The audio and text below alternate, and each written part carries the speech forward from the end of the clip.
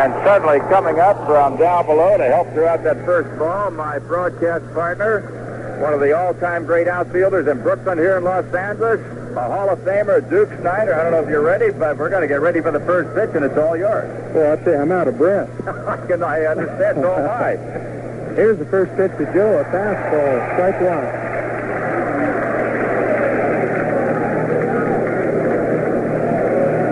Morgan, the type of hitter that will pull the ball quite a bit. You try and keep the ball away if you can. The strike, the fastball, about letter high on the inside corner. I'm out of breath, Jerry. You want me to do the first batter first? All right, I'll do it. I tell you can't do it when you're right. Joe Morgan, 230 hitter, 16 home runs and 59 RBIs. Why don't you sit and breathe for a while, and we'll get it going. Here's Royce coming on to Morgan, and this one is high. So Joe with a count of a ball and 2 strikes. Morgan against the Dodgers this year, 1 hit and 13 trips, but that was before he got hot. Joe, a little guy, Mighty Joe, 2-time MVP, back-to-back. In fact, dribbles one toward the first base side. Could be trouble. Marshall, can he get there? He got him just in time. Good play by Mike Marshall. He scooped the ball, lunged at Morgan, got him all in one fell swoop. The play is unassisted by the first baseman. Marshall went away. Well, we got a good one going right out of the chute here as the number 2 hitter, Pete Rose, steps in. Rose will be up there right-handed against the left-handed Royce. Pete, no home runs and 40 RBIs. 245, and for Peter, that is something that is unheard of. This is the first time that Rose has ever sat out a ball game because of something other than injuries. He was just not playing well, and manager Paul Owen decided, well, Pete, we're going to put you down. But when he wants it most, Rose is in the lineup. Up there right-handed against the left-handed Royce, and the first pitch on the way by Jerry is high and outside for ball 1. Rose, a remarkable 3,990 base hits. 10 to go to hit the 4,000 mark. He'll be the second man to turn it. To the high pop-up right field, not very deep. Coming on is Darryl Thomas, moving in a little more, and he's got it with a basket catch. A little bit of the hot dog and the mustard showing out there for Darryl Thomas. 2 up and 2 down as Mike Schmidt comes on. Schmidt finished so strong, 40 home runs, 109 RBIs, and a 255 batting average. He was one of those guys, the very heart and soul of the Philadelphia ball club, from the right side, and he has taken Carlton downtown 9 times in his career, more than any other hitter against Jerry Royce. Rather, he's taken Royce downtown 9 times. The first pitch to Schmidt is in there for strike 1. So Carlton knows all about Mike Schmidt. Outfield shades deep to the left side. Dusty Baker in left, Kenny Landreau in center, Darryl Thomas in right. Here's Royce again. The pitch coming up, and it's high and in. 1 ball, 1 strike. Third baseman, Pedro Guerrero. Bill Russell at short. Steve Sachs at second. Mike Marshall at first. The catcher, the veteran, Steve Yeager. Yeager had a bad back, a bad arm, a bad everything, and finally survived the season to start in the championship series. High drive, straightaway center, has tipped it to the wall, at the wall. It's going. It's a 1-0 Philadelphia lead. How do you like that?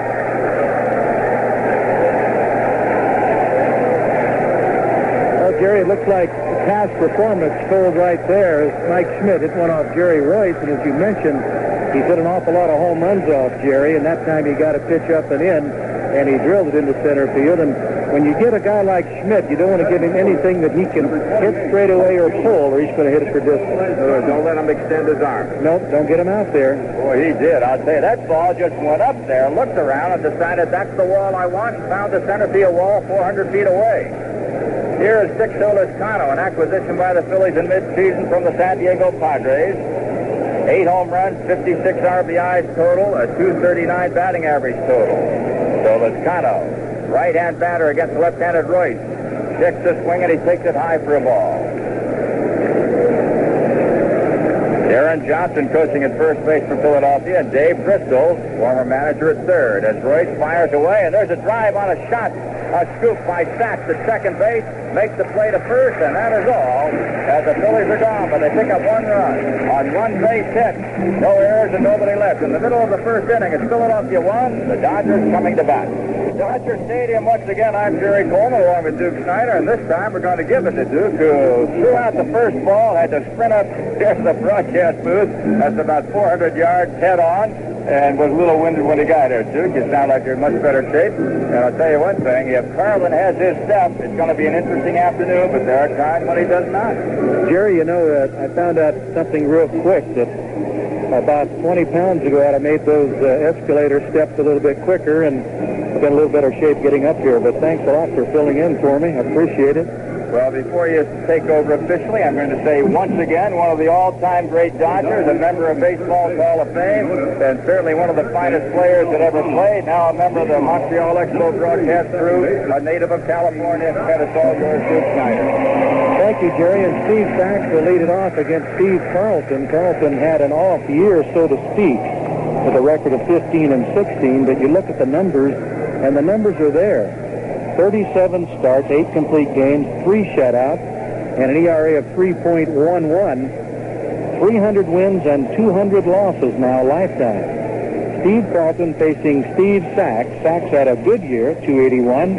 Tom was sort of telling Sachs before the game and during the season that how many times do you get a second baseman that'll hit 280? Here's a chopper in the hole. Jesus knocks it down, can't make the play. It's a base hit for Sachs and 56 stolen bases. To complete Lasorda's story, he said, how many times do I get a man on my ball set that can lead off, hit 281, steal over 50 bases, and can't throw a ball to first base? Well, that was all psychological, Duke. You know, it was in his mind, and the more he thought about it, the worse it got. He finally overcame that and had a sensational year. He's quite a ball player. Oh, he is a ball player. Here's a throw to first base. Carlton with one of the best moves to first base. It's very close to a balk move. The umpires watch him very close. Bill Russell, the batter, hit 246 on the regular season. Another throw to first, but not the good move. As I mentioned, Sachs with 56 stolen bases. Tom Lasorda saying to Sachs, I got a lot of people all over the world that can throw to first but can't hit or run like you can. So Sachs got that straightened out. Has not made a throwing error to first base since somewhere near August the 4th. So he has straightened that out. The count, no balls, 1 strike to Bill Russell. Russell can move the ball, hitting right-handed. He experimented batting left-handed several years, now hitting exclusively right-handed, so we get another throw to first base. No tag applied by Rose, just a soft toss over there. Russell can hit the ball to right field. Good hit and run, man. That's a good move, and they got him. The good move by Carlton. Looked like he was going to the plate, and Sachs was leaning. He was on the move, dove back in. Rose made the tag. Duke, that's the pitcher's best friend. You get a guy like Carlton, you can sit back there and relax a little bit. The catcher doesn't have to feel that he's under pressure. When you get a man with a move like that, it takes a lot of pressure off that catcher. Bo Diaz knows it. You know what some of the good base runners do with Carlton pitching? I'm going to say a Tim Raines with the Montreal Expos as Russell takes high for a ball. They will go, make Carlton throw to first. They'll beat Rose's throw to second. They've done it several times. Curveball high, ball 2. A man with speed can do it, but he has to have an excellent jump to make it work. Well, he does, and of course Rose does not throw well, so that's what you have to do against. There are 3 first basemen, and Steve Garvey was one of them with San Diego, and Al Oliver's the other one, the 3 first basemen in the National League. But all the base runners, the good ones said, that they will do that on if they had a tough pitcher out there. Russell waiting, swings at a bad pitch, down and in. The slider, and that's the pitch that Steve Carlton gets most of his strikeouts on. It's a slider that looks good coming in. He throws it hard, breaks down and in around the knees. Most of the time it's a ball, but it looks so good that the hitters chase it, and it breaks out of the strike zone. He's one of those overpowering pitchers, Duke, when he gets going, like a Bob Gibson or a Sandy Koufax. When he is sharp, he is almost unhittable. He is that, but he gives up a lot of home runs because he's around the plate most of the time. Baker hits a high fly ball to center field. Under it, Gary Maddox, and he makes the play. An easy out for Gary Maddox in center field.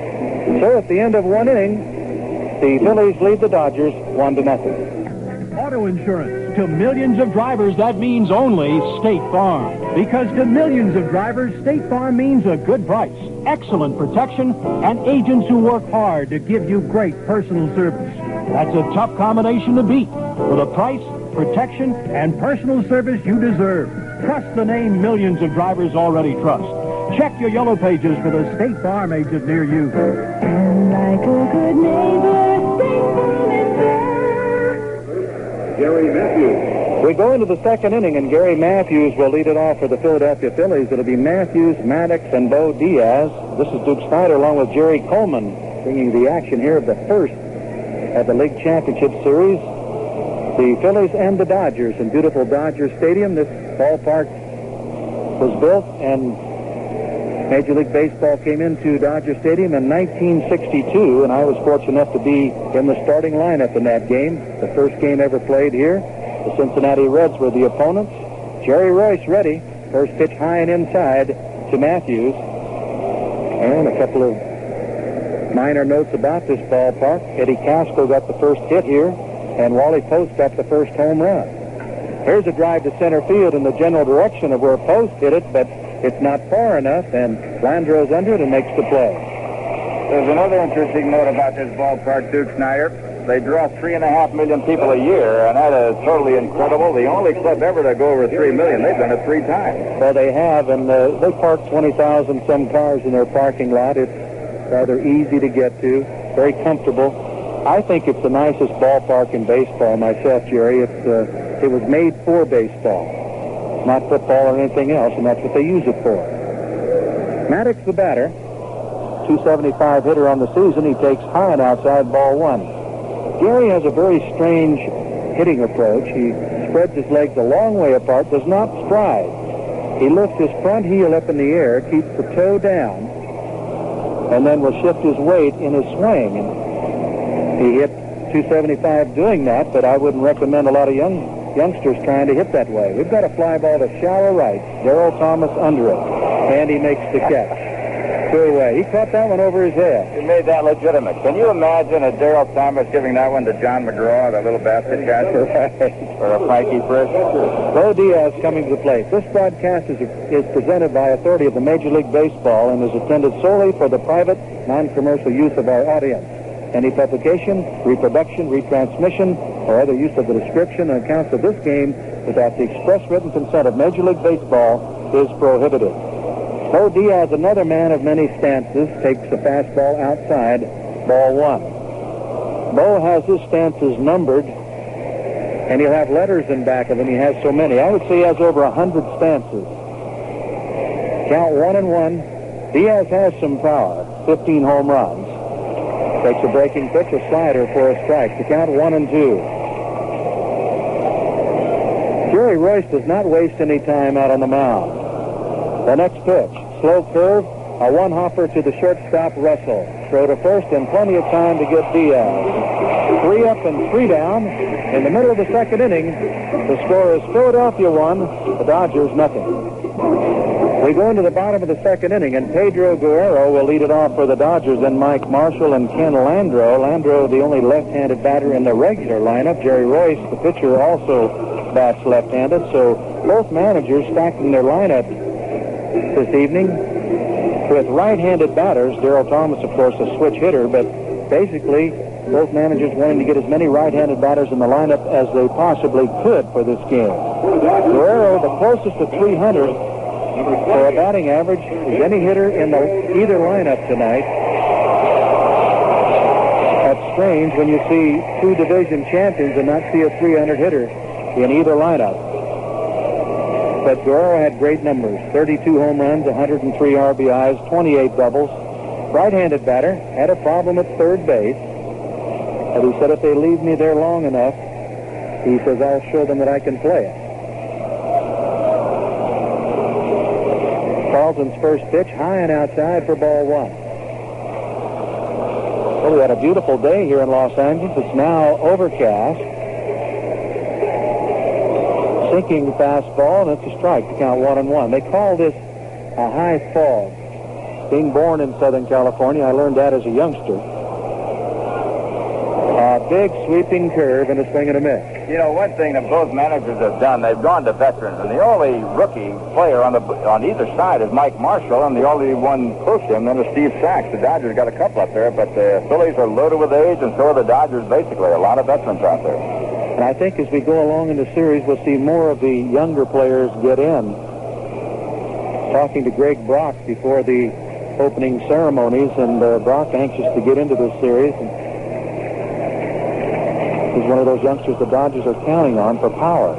As Guerrero takes high and outside, ball 2. Now, Pedro, a proven hitter, who's done just about everything asked and more as a hitter for the ball club, and a good outfielder. He hits a shot down the third base line, just foul. Duke, I don't know whether clubs are lucky or not, but Pedro Guerrero, about 3 or 4 years ago, they were going to trade for a relief pitcher because they didn't think he'd ever hit a curveball. Well, I don't know, 32 home runs and 103 RBIs isn't too bad, but they said this guy will never hit the breaking ball. You better hit a curve, or you won't get those kind of numbers. Here's the 2-2 pitch, a curveball down and in. Full count, 3-2. Mike Marshall on deck. He's got some size. A 3-2 pitch. A line drive towards left. Matthews to his left makes a basket catch. He made that an adventure. He was playing Guerrero to pull. That ball hit almost a straightaway left field, and he had a long way to go for it. I'll tell you one thing about Matthews. I've always felt he's a very tough competitor and a hard-nosed player, and yet the one flaw is in the outfield. He does have some problems from time to time, but when he's at home plate and when he's on the base, look out. He can kill you. Right, and his glove gets in the way sometimes. He stabs at the ball with his glove instead of just being smooth out there. Marshall hits a chopper over the mound. Morgan in back of the bag. Throws the ball to first base to Rose, 2 away. We'd like to give special greetings from all of us at CBS Radio to those of you around the world listening to the playoffs on Armed Forces Radio. Landreau, the batter, hitting .281 on the year. Check that. Steve Yeager's the batter. That's what I get for taking a lineup out of the newspaper. Landreau due up next. So Yeager is the batter. He swings and misses on a curve. It's been rough for Steve. 203 average, but he's had some parts of the season that have been really hot. 15 home runs. As he hits a high fly ball to center field. Going into left center, under it, Gary Maddox, and he makes the play. So 3 up and 3 down. And at the end of 2 innings, Philadelphia leads the Dodgers 1-0. In the 3rd inning, Ivan De Jesus will lead it off. Let's pause 10 seconds for station identification on the CBS Radio Network.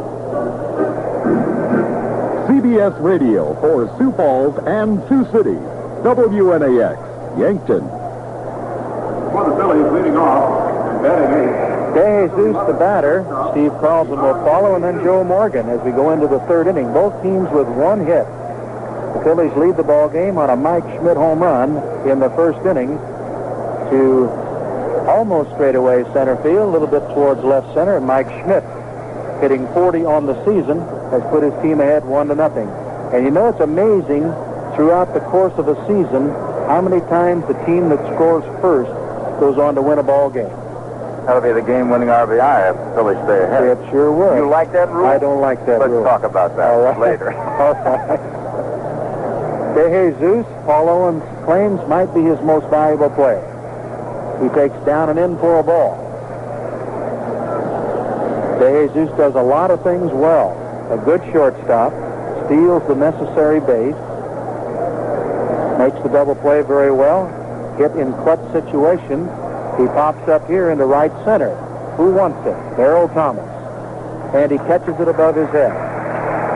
So 2 out of 3 he's caught above his head. Duke, one of the interesting things, looking at the 2 lineups, only Mike Schmidt of the Phillies was developed in their farm system.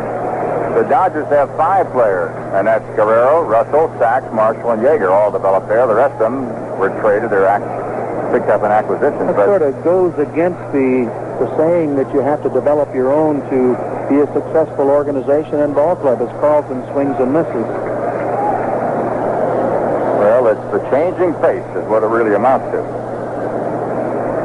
Carlson chops one foul. Not a bad hitter. He's 19 for 97 on the season. He had 1 RBI and 5 doubles, but he's hit some home runs. They play him to hit the ball left field. Shortstop Russell over in the hole. Carlton swings and misses. He'll go back to the bench. Royce gets his first strikeout of the game. Duke, while we have a quick moment talking about the game-winning RBI, Mike Schmidt homered with 2 out in the first inning. Now, if the Phillies are not tied, the Dodgers never tie them, and the Phillies win this game, Schmidt gets the game-winning RBI, but there's a lot of argument about that. It could be on the first pitch of the game. A lot of people think it shouldn't be a game winner until the 7th inning. Well, I think you're right. It should be late in the game if the game is on the line and someone gets a game-winning RBI. See why it should be in the first inning. Here's Joe. He hit a ground ball to the right side. Marshall made a great play and tagged him right near first base. I'm just trying to stir up a little controversy, that's all. Get things to wire. I'm with you on this one. I think we have a lot of meaningless stats in the game of baseball today, Jerry. No question about it. The 1-1 pitch. Morgan hits a shot down the right field line. It curves foul. Count 1-2.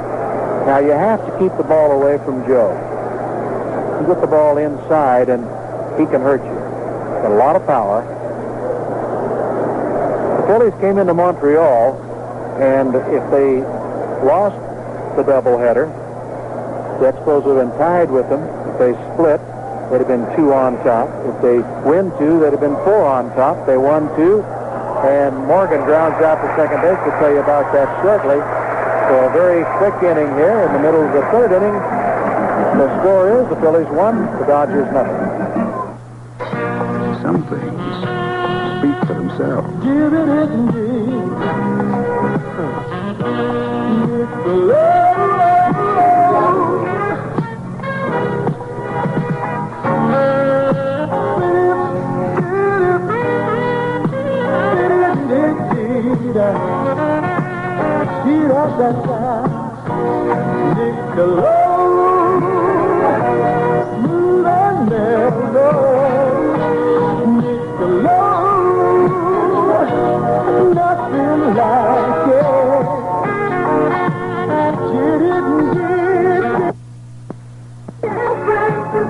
In the bottom of the 3rd inning, Ken Landreau will lead it off. A .281 hitter on the season, 17 home runs, 66 RBIs, 25 doubles, and 30 stolen bases. Landreau really turned it around this year, signed a new 5-year contract with the Dodgers, and the Dodgers are happy to have him. He did a very good job for the ball club. A little bit suspect at times in center field, but he seems to be smoothing that out somewhat.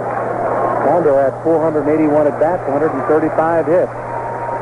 And he's facing a tough left-hander, and I don't envy him one bit as he swings and misses on a breaking pitch out away. Strike 1. Duke, if that's the flaw, that's Landreau's flaw, the left-hand pitcher. It'll get him sometime. Well, he can join the club. Nothing worse in the world than to face a guy that has a good breaking ball that just shoots away from you. Another breaking pitch is called strike right on the outside part of the plate. The count of 1-2. The curveball for a left-handed hitter facing the left-handed pitcher, the off-speed curve anyway, looks so good coming up there. And you're so anxious to hit it that you just don't wait till it gets in your hitting area. Landreau swings and misses on that pitch we were talking about, and he goes back to the bench. One thing about Carlton, in the middle part of a ball game, I've noticed he really pours it on. But if you're patient and stay with him, about the 7th inning, if he's going to falter, that's when it comes, and you can go after him. But in the early part of the game, he generally, after he gets by the first 2, he'll go through the 3, 4, 5, 6, almost, unimpeded. But after that, you got to be patient and stay with him. He's a very tough pitcher. Well, I think you're right, Jerry, but yet when he gets into the latter part of the 8th and 9th innings, I've seen him so many times, he knows how to put a game away. In the 9th inning, he'll come right out smoking and just challenge you like you have to do to put a game away. A lot of pitchers today, I don't feel, know how to put a game away. They look to the bullpen all the time, but Steve likes to finish games. He had 8 complete games this year. Darrell Thomas, batting right-handed, takes ball 1 outside. It's a line drive into center field, a base hit for Darrell Thomas. He has some speed, 9 stolen bases. Diaz with a pretty good arm. Batting ninth. Diaz ran into a tough situation when Pat Corrales, the then Philly manager a year ago, traded for him, bringing him over from Cleveland for the arm, and they got rid of Ray Boone, as you noticed. They ran all over the place on him. They're going to take Corrales and Diaz and run them out of town, but Bo finally settled down and did a good job. Royce squares the bunt, takes low and outside, ball one. Jerry Royce,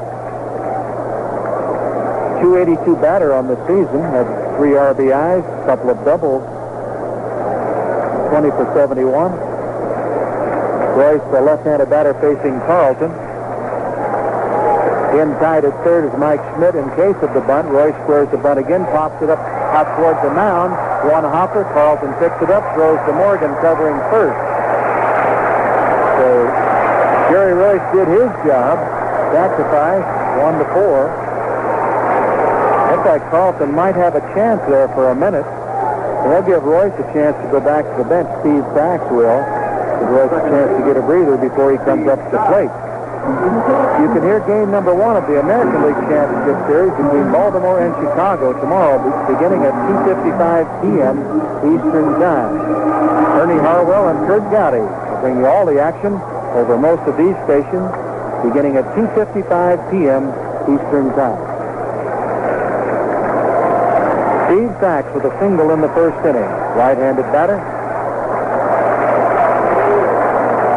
Thomas at second base, and as we mentioned, good speed. The outfield shading a bit towards left. Sachs takes a curve, strike one.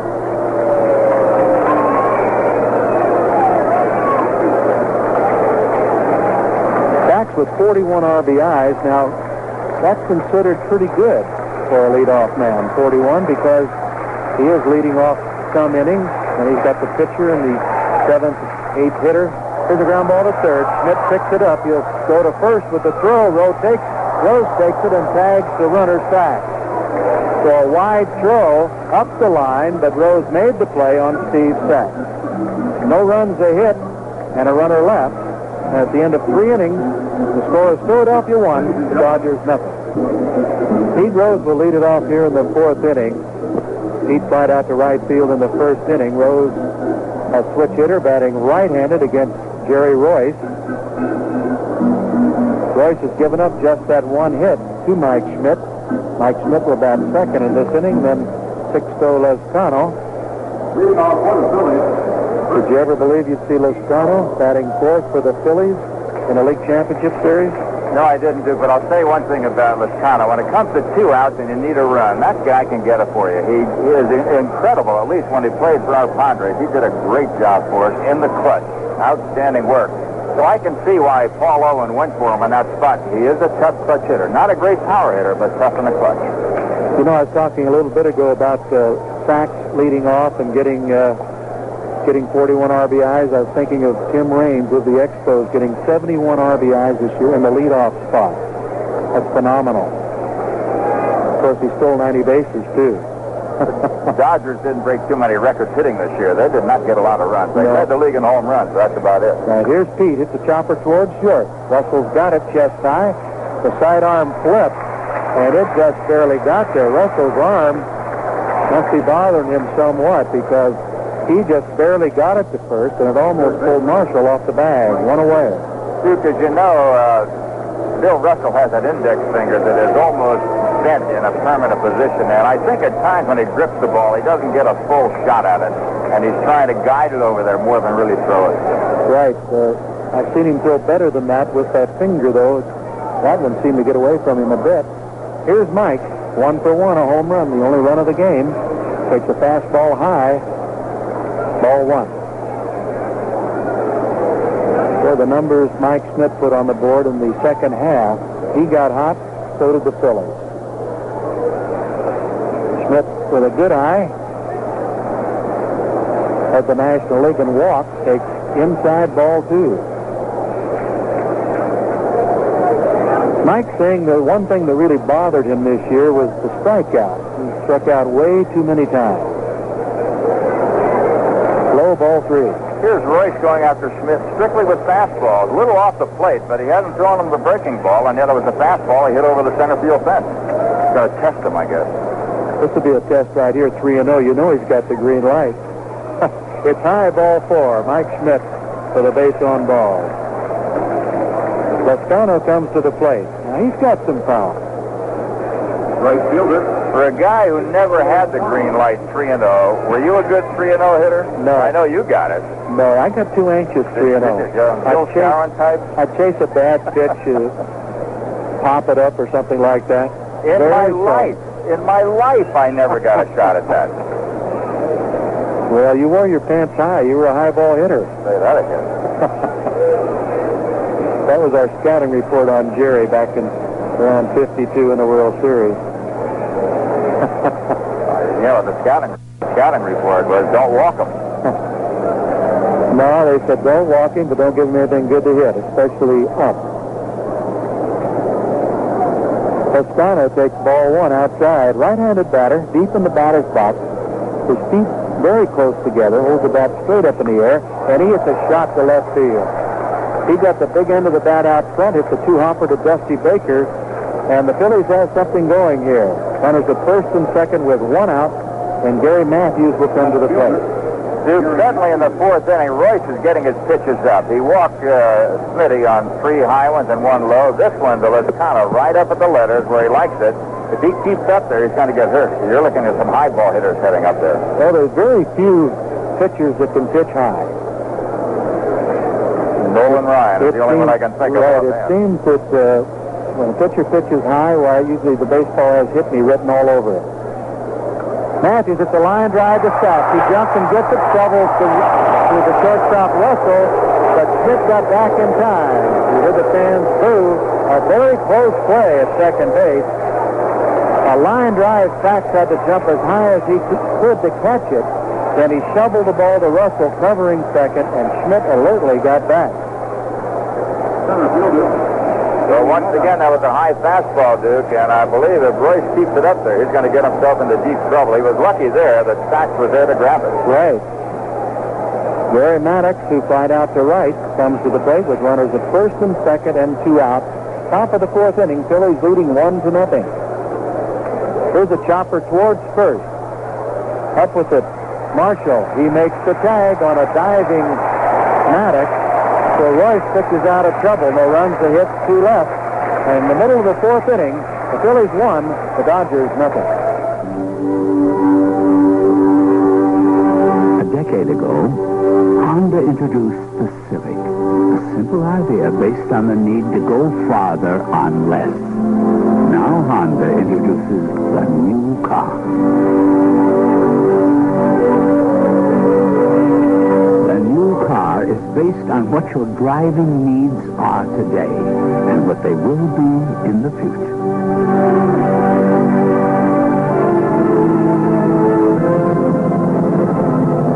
The new car is designed to move people in comfort and with optimum efficiency.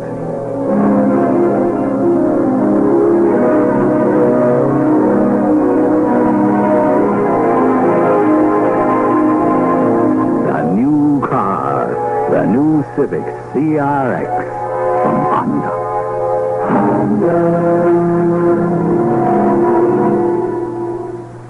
Call me Rubber Blue.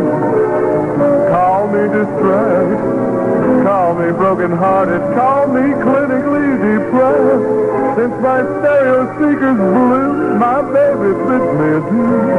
She said, call me Bubba Burnham when you get her. For quality and dependability, shouldn't you have a Quasar stereo? Call me Bubba Burnham when you get her.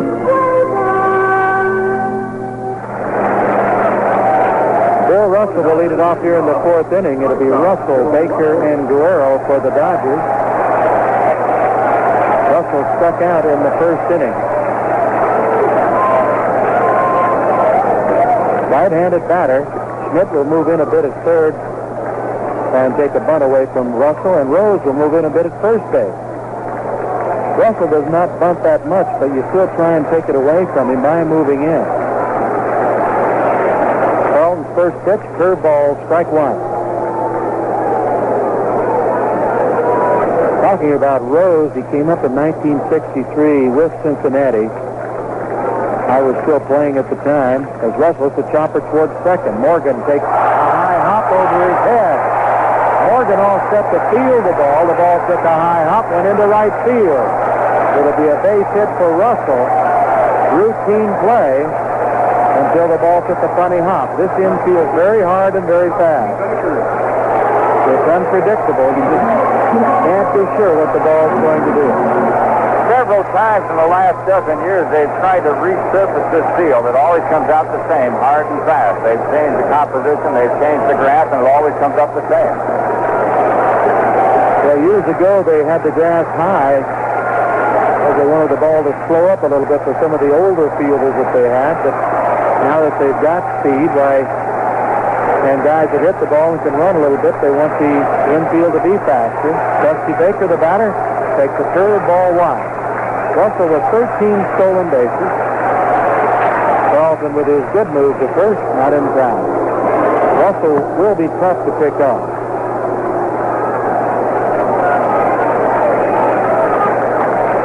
Dusty flied to center in the first inning. It's down and in, ball 2. Don't forget, we'll be back here at Dodger Stadium tomorrow for game number 2 of this series at 8:15 Eastern Time.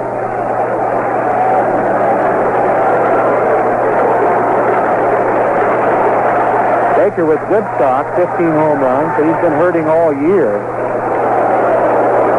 I asked him today how he was feeling. He says, when you start the season hurt, you're not going to get better. He said, I feel a lot better than I did earlier in the year. Still not 100%. Here's a line drive to center. Coming in for it, Maddox. He makes the play. Got a late start, but the ball had plenty of carry, and he caught the ball about chest high. One away. Duke, that's one of the few times I've seen Maddox misjudge the ball, and he did momentarily. It could be the crowd here or whatever, but he didn't get a good jump on it. Gary, one of the better center fielders to come along. He covers a lot of ground out there, and as you mentioned, you very rarely see him get a late start on the ball, but he still has good speed. He can outrun a mistake. Here's Guerrero, 0 for 1. He flied out to left in the second inning. 103 RBIs for Pedro. He swings and misses on a fastball up and away. Now, Jerry, did you notice that pitch might have tailed away a little bit? Yes, it's not a screwball. It had too much juice on it, but it did move, had definite movement on it, and I think Guerrero was fooled. He did. He turned it over. So a new wrinkle for Carlson. Fastball up and away. Check swing fouled off to the right side. He's going to be 39 later this year, but he's a remarkable athlete in that once the season is over, he never stops training. He's on the weights, and he goes at it all year long. He has a spectacular specimen. Doesn't talk much, but he pitches well. Well, he's got John Denny on the same program, and it really helped Denny. Denny could very easily be the Cy Young Award winner this year. Pitch foul back. Count 0-2 with 1 out. Bill Russell at first base. And the Phillies leading 1-0. A Mike Schmidt home run in the first inning.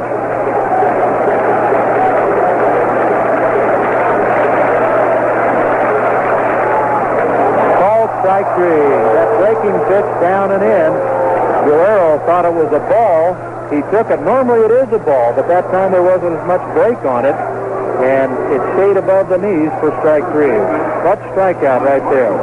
Dude, talking about conditioning, when you were 35 years of age back in the 20s, 30s, 40s, and so forth, you about wrapped it up because, there must be better things to do.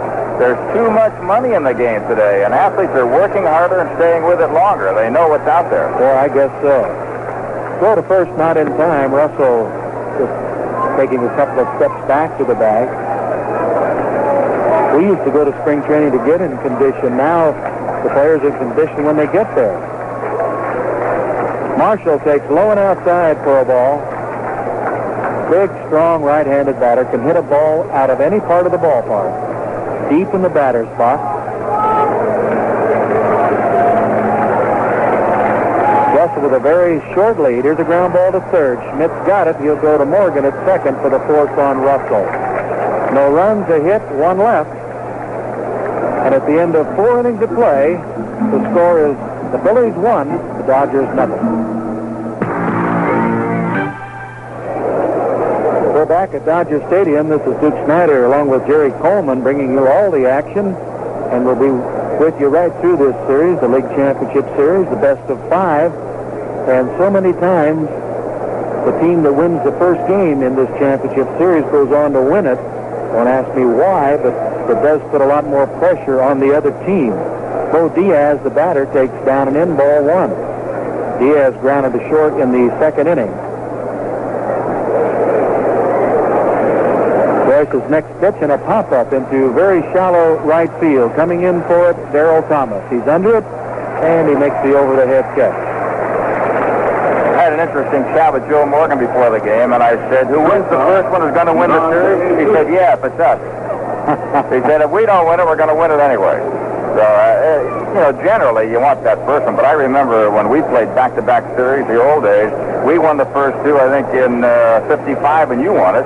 And you won the first 2 in, 56, and we won it. Right.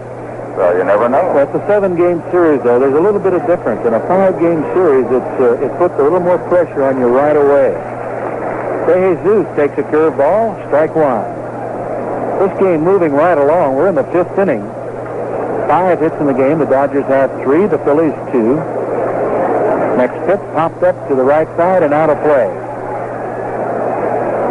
Duke and I were kidding before. I don't know, maybe we should explain it to our listeners out there. Duke's the ex-Dodger and I'm the ex-Yankee. And I said, can you imagine an ex-Yankee and an ex-Dodger in the same booth? The only thing that saves us, we're both born in California. That's it.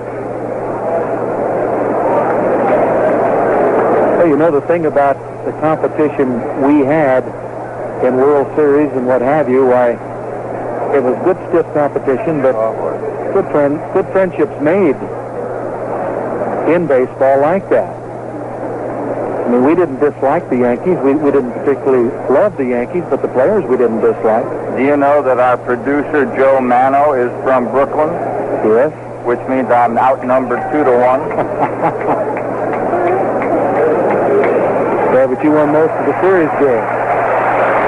Jesus swings and misses on a pitch up and away, and he strikes out. Royce gets his second strikeout. You've got more championship rings, so. Duke, I'll get away from this, but I do want to say that you're absolutely right. More camaraderie is made in whatever business you're in, like in professional baseball. No matter what the team, when you meet each other years later, you're like bosom buddies or cousins. That's right. That's right. Baldwin hits a fly ball into shallow center field. Coming in for it, Landreau, and he makes a one-handed catch. So 3 up and 3 down very quickly here in the top of the 5th inning. In the middle of the 5th inning, the score is Philadelphia 1, the Dodgers 0. We go into the bottom of the 5th inning. The Dodgers coming to the plate. It'll be Steve Yeager, Ken Landreau, and Darrell Thomas. Mike Schmidt's home run still holding up. Steve Carlton has struck out 3. Let's pause 10 seconds for stations to identify themselves on the CBS radio network. CBS Radio for Sioux Falls and Sioux City. WNAX, Yankton.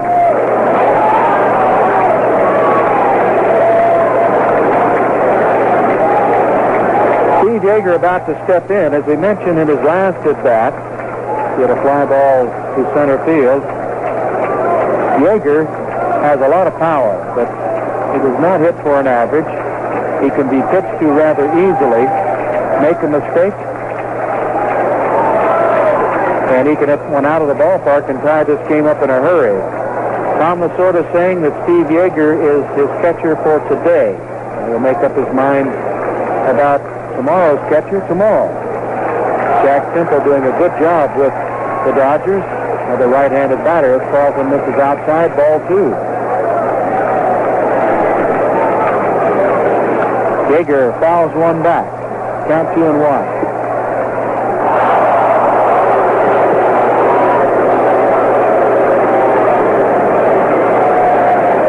The Phillies, a team that surprised everybody. I know Jerry talked about it earlier. Jerry did not see the Phillies when they got hot. I did. And they just demolished everybody they played. They won some 11 straight, was put away as Yeager fouls off to the right side. And it was an accumulation of a lot of things.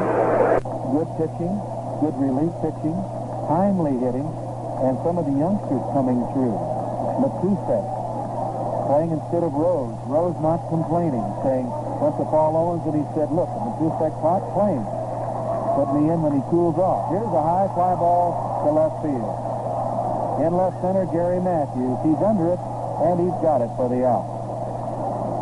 Duke, when the Phillies went through San Diego, which I would guess would be around the first part of August, they almost looked like a club that had lost interest. They were an older club, and you got the feeling, well, these guys are just playing out the string and waiting for the season to end. But as you said, in September, whatever happened, they won 10 in a row and just put on that spurt that blew out the rest of the East. It was incredible how it turned around. Right, I mentioned earlier that Morgan and the Phillies came into town, and Morgan got on base 7 out of 9 times in the doubleheader that the Phillies beat the Expos, and they beat the Expos. The games weren't even close. In fact, it was a massacre, and it destroyed the ball club. The Expos weren't the same after that. They did not play good ball after that at all because they were in a daze. Credit, too, to Joe LaFay, who did a great job in the outfield in his club, the Phillies. Here's a chopper back to the mound. Landreau running to first, and he'll be out easily. 2 away. So the breaking pitch giving Landreau a lot of problems. He's 0 for 2. And Darrell Thomas, who's 1 for 1, will come to the plate. You know, I bring up the LaFay situation because he was a San Diego Padre, struggled mightily for 3 years, had no success at all, appeared to be a lifetime 210 hitter. Got over to Philadelphia. Somebody changed his stance and told him that there was a left field. And he started hitting the ball that way and ended up hitting 315. He did a great job, but once he had conditioned himself to the fact that there were 3 parts to the field and not just one, he became a pretty good hitter. He was primarily a pull hitter and trying for the home run all the time, wasn't he? Absolutely. Thomas 1 for 1, batting right-handed. Hits a chopper towards third, past third into left field. Smith jumped as high as he could to his left, couldn't make the play, and Darrell Thomas is 2 for 2. That infield has got to be hard as a brick out there. That was just a plain ordinary hopper that you see on the Astros turf go by, but rarely on grass field. We got a hard infield out there. I asked Darrell Thomas down by the batting cage about playing today. He said, did you make a basket catch so low that they finally figured they'd better play you? And he says, no. He says, but Thomas sort of wants to win. That's why he's playing. Good attitude. Got to have confidence. Royce sacrificed in the 3rd inning. Jerry swings and misses here on that big breaking ball.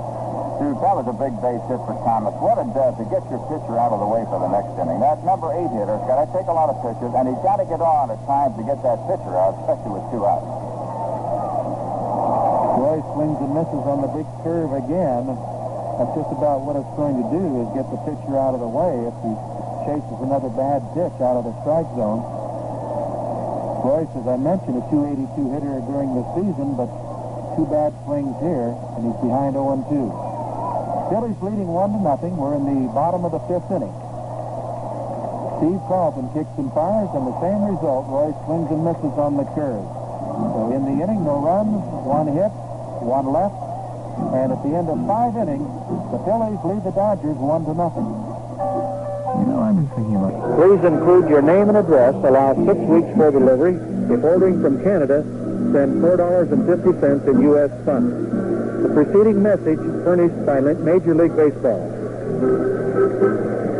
And now, to bring you the rest of the ball game, with friend Jerry Coleman. Duke, thank you so much, and we are set to go in the 6th inning. It's a 1-0 game. Phillies on top. The 1 run coming in on Mike Schmidt's home run over the center field wall with 2 down in the 1st inning. The line score right now, the Phillies 1 run, 2 hits, and no errors. Dodgers no runs, 4 hits, and no errors. Jerry Royce has done an outstanding job. Has not walked a batter. Steve Carlton has walked 1. And we're set to go now. Stepping in, Joe Morgan. Morgan bounced to first and bounced to second. He's 0 for 2. The outfield will drift around.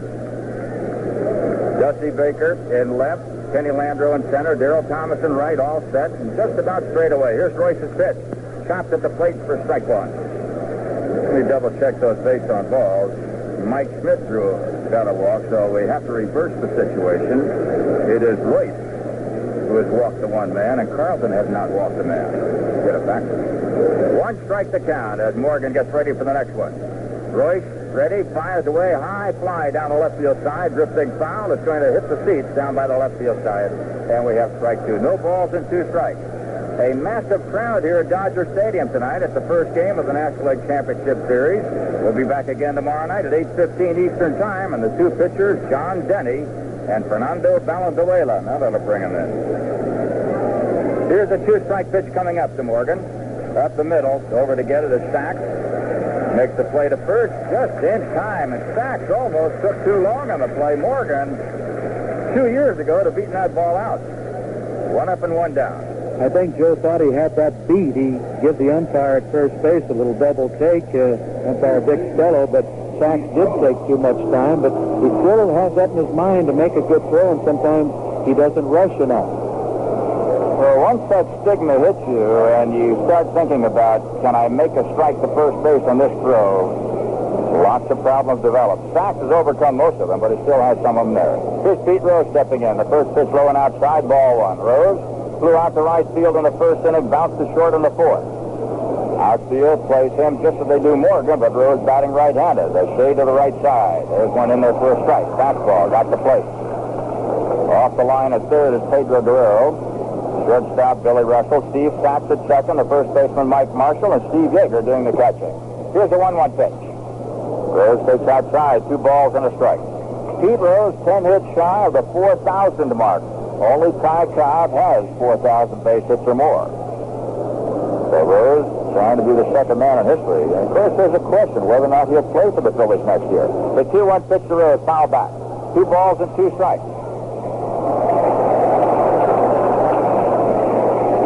2-2 the count.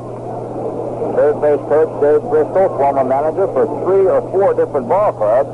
Darren Johnson at first base.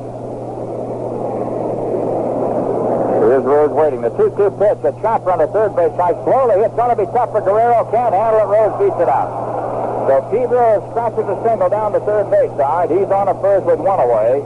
And here comes that man, Mike Schmidt. That's a tough chance for Guerrero. All he could do on the play was try and barehand the ball and throw in the same motion, and he couldn't field the ball. The ball popped right out of his hand. A reminder also, the World Series on CBS begins Tuesday, October the 11th. Wanted to join our good friends Jack Buck and Sparky Anderson as they describe all the action of Game 1. That's the World Series, CBS, Tuesday, October the 11th, 8:10 p.m. Eastern Time over most of these stations. Mike Schmidt steps in, a home run over the center field wall for the only run of the ball game, and he walked in the 4th. At first base row is a very shallow lead, and a swing and a foul off the bat of Schmidt. Strike 1 the count. This is one of those tight ball games. It appears as though the hitters, although you've got to give some credit to the pitching too, are a little bit tense up there. They're not quite as relaxed as they would like to be. Don't you feel that it's that way usually in the first game of a series like this? It's sort of like a heavyweight fight. They're sparring a little bit in the earlier rounds, and finally they find an opening and then let it go. Catcher Yeager, a long look. He's at the set. Rose at first with the lead. The pitch to Schmidt.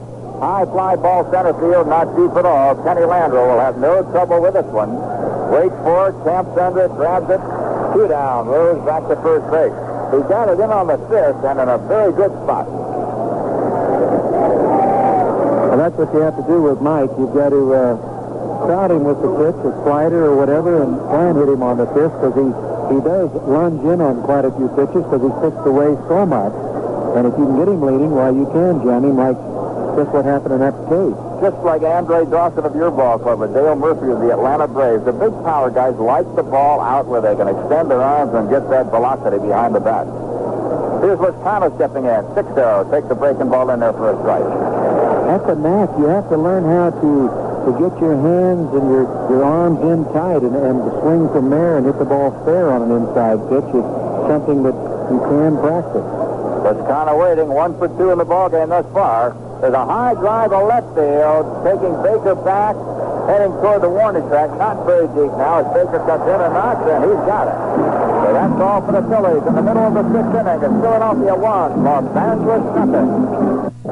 We are set to go. Bottom of the sixth inning. The Philadelphia Phillies, or rather the Los Angeles Dodgers, will send up Steve Sax, Bill Russell, and Dusty Baker against the Philadelphia Phillies. Steve Carlton.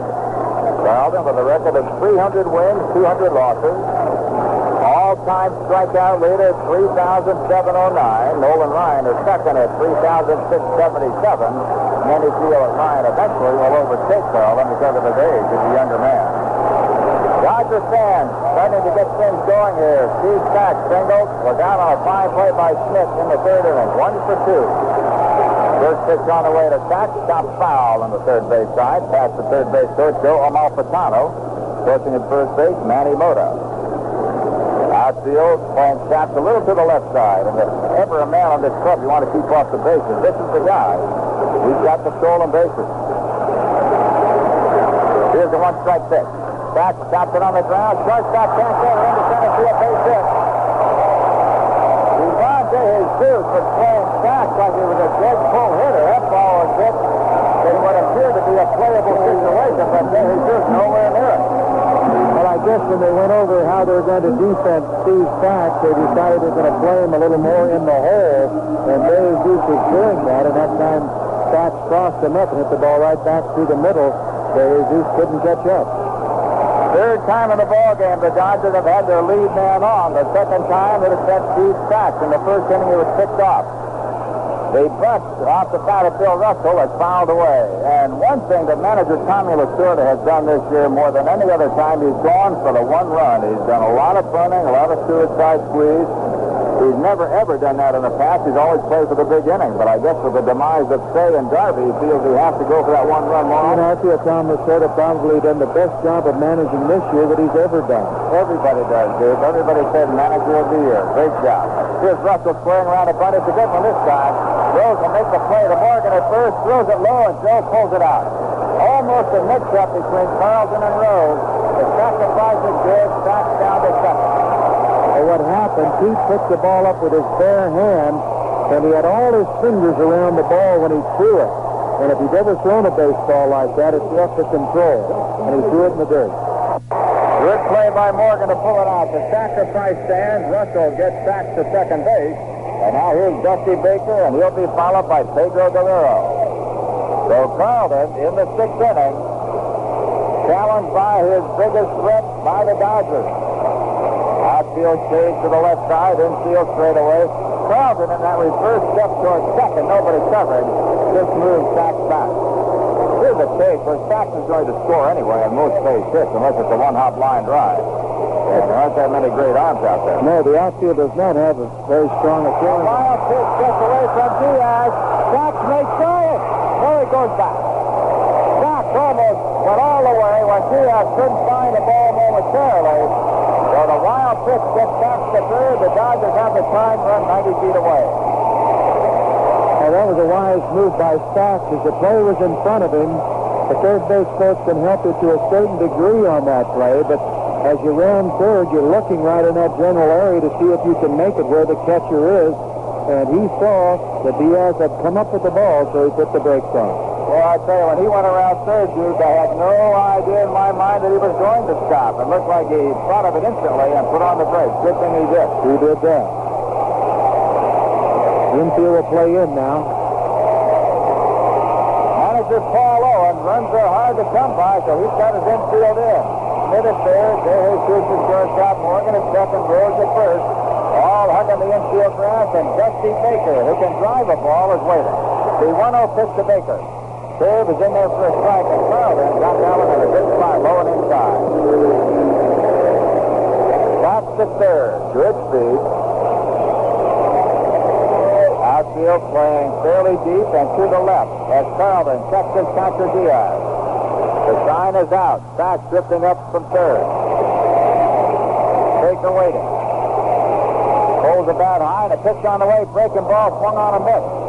And Carlton, as you said, Duke, going to his money pitch, the big curve. Well, that's the one that's the toughest to hit, and that's his strikeout pitch, that breaking ball down and in, and Baker over the top of that one like the previous pitch.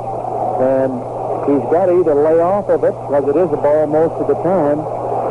See what Carlton does right here. All right, the count, 1 ball, 2 strikes, 1 away. Phillies leading 1-0. Dodgers trying to tie it up. Fastball outside. That's the one he's been turning over in a new pitch that we haven't seen. The running pitch is the ball will run away, but it was way outside. 2 balls, 2 strikes. On deck and waiting, Pedro Guerrero. Charlton at the set, back leading up from third, pitch to Baker. High pop up in the infield. Who's got it? The catcher. Carlton. Now Carlton takes it. And Baker didn't even run. Oh, boy. You know, I got to say, Duke, a couple of mistakes were made. Diaz looked at Carlton. Carlton looked at Diaz. Baker didn't run. Everybody was wondering what's going on. And Tommy Lasorda may be wondering what's going on. You know, the funny part about that was that all Diaz did was point to Carlton. I don't know if he hollered because we're too far away, but he pointed towards Carlton. Finally, Steve says, well, it looks like it's up to me. High pop up in the infield. Who's got it? The catcher. Carlton. Now Carlton takes it. And Baker didn't even run. Oh, boy. You know, I got to say, Duke, a couple of mistakes were made. Diaz looked at Carlton. Carlton looked at Diaz. Baker didn't run. Everybody was wondering what's going on. And Tommy Lasorda may be wondering what's going on. You know, the funny part about that was that all Diaz did was point to Carlton. I don't know if he hollered because we're too far away, but he pointed towards Carlton. Finally, Steve says, well, it looks like it's up to me. And he didn't catch it as sure as you'd like to see somebody catch it, but he caught it. Well, as you mentioned, Baker was standing and watching, too. Everybody umpiring now, and including the broadcasters. All right, here's Pedro Guerrero. Line to left field, and he struck out. Bottom of the 6th inning. Runner at third base. Steve Saxton waiting. He's 90 feet away from the score. Phillies lead 1-0. Here's the pitch by Carlton, way outside. Almost a wild pitch. Ball 1. Now, sometimes Bo Diaz is a little bit late getting out there to get a pitch like that. It seems several get by. He hustled that time. Here's the 1-0 pitch to Guerrero. This one off the plate again. That's the second pitch, a running fastball. One way outside. This one closer to the outside part. Guerrero, 32 home runs, 103 RBIs, and a 298 batting average. Waiting. Here's the 2-0 pitch. Curveball, good for a strike. Got him on the inside, so he got him looking away and came back inside. They say in the big league, if you're going to win, you have to pitch inside, especially the left-hander to the right-hander. I think there's more left-handed pitchers doing that now in baseball, too. The 2-1 pitch to Guerrero. Another breaking ball just missed the inside part, 3-1. Behind Guerrero is Mike Marshall, the rookie. 3 balls and a strike. Guerrero waits. Here's the pitch. Curveball fouled back 3-2. This is the first scoring threat for the Los Angeles Dodgers. They've been pretty much shackled, but suddenly here in the 6th inning, they've started to come alive. 3 balls, 2 strikes, 2 down. Guerrero waiting. First stance on top of the plate, even with the plate. And then asks for time from the plate umpire, Terry Taylor. And Jerry, they've got their best man up there. He has 103 RBIs, 32 home runs, 28 doubles. He's their numbers man. Carlton, very phlegmatic. Nothing seems to bother him. Whether he wins or loses, he's always the same.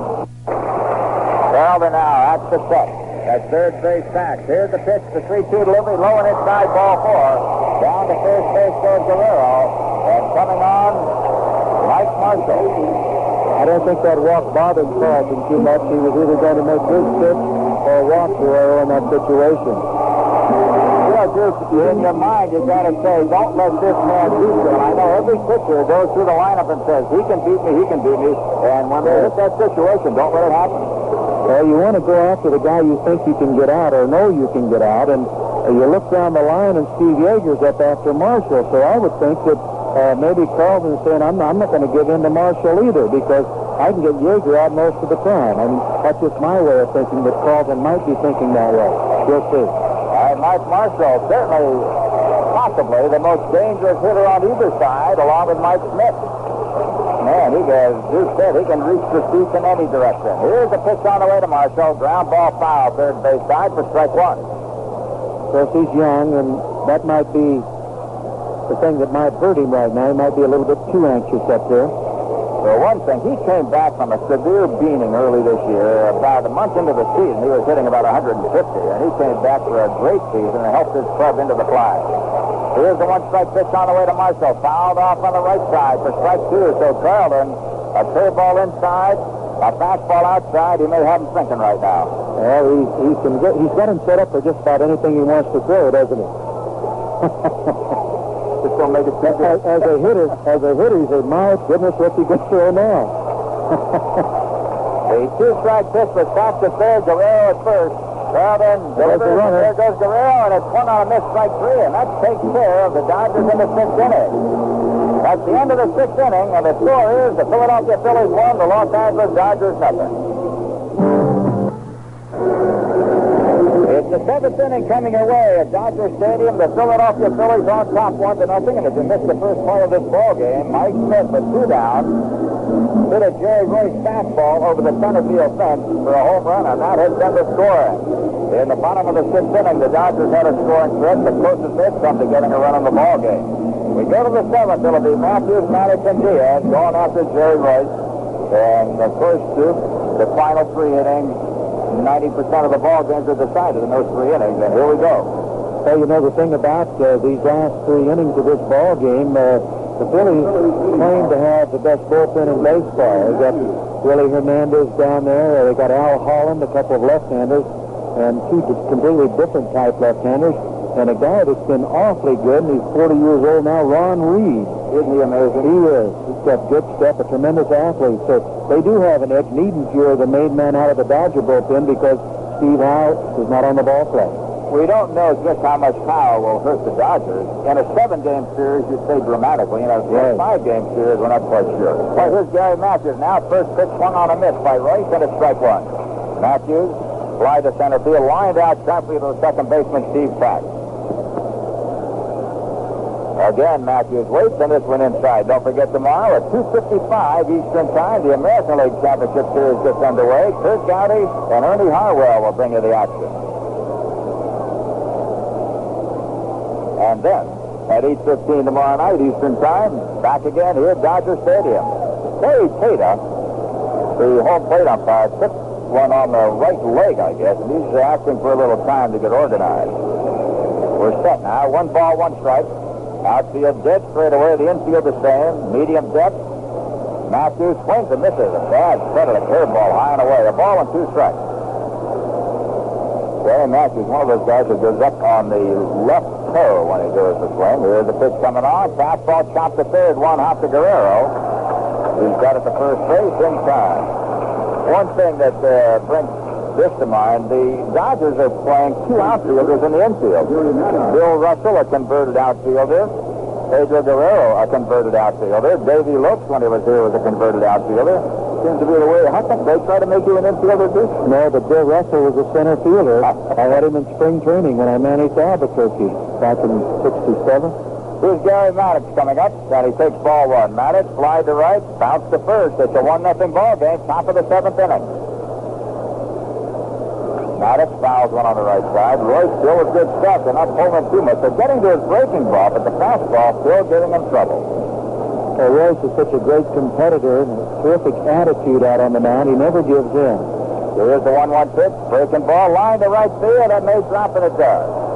So Maddox hit a flare toward right field. I thought it was hit a little bit harder than it was, but that was one of those wounded seagulls that got out there and stopped. That ball died of malnutrition right on the grass.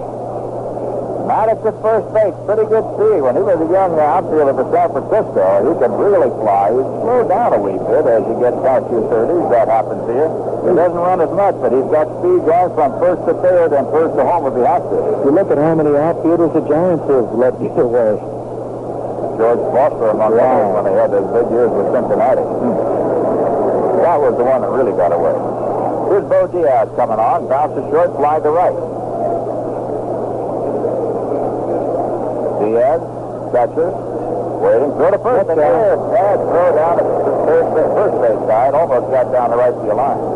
I think the all-time guy that got away was when the Dodgers tried to hide Roberto Clemente. They lost him for $8,000. Oh, boy. Diaz waits, runner at first. Here's the pitch on the way, and Diaz takes the breaking ball outside for ball 1.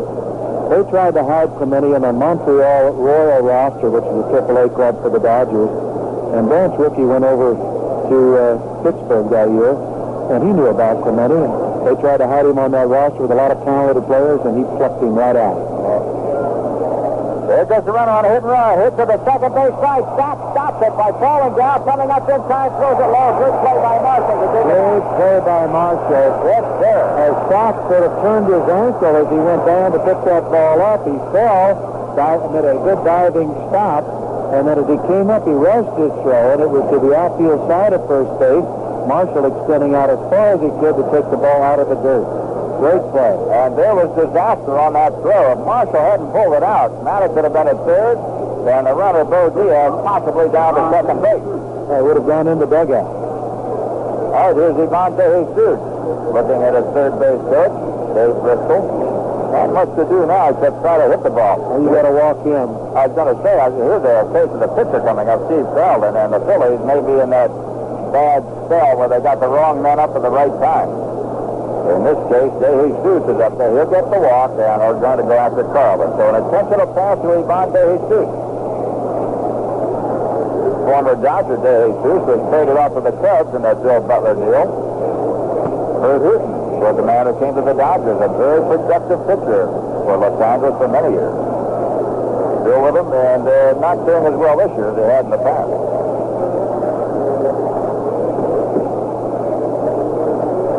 You know, the baseball season has just ended, except now to see who's going to be world champion. As far as some 22 other teams, it's over.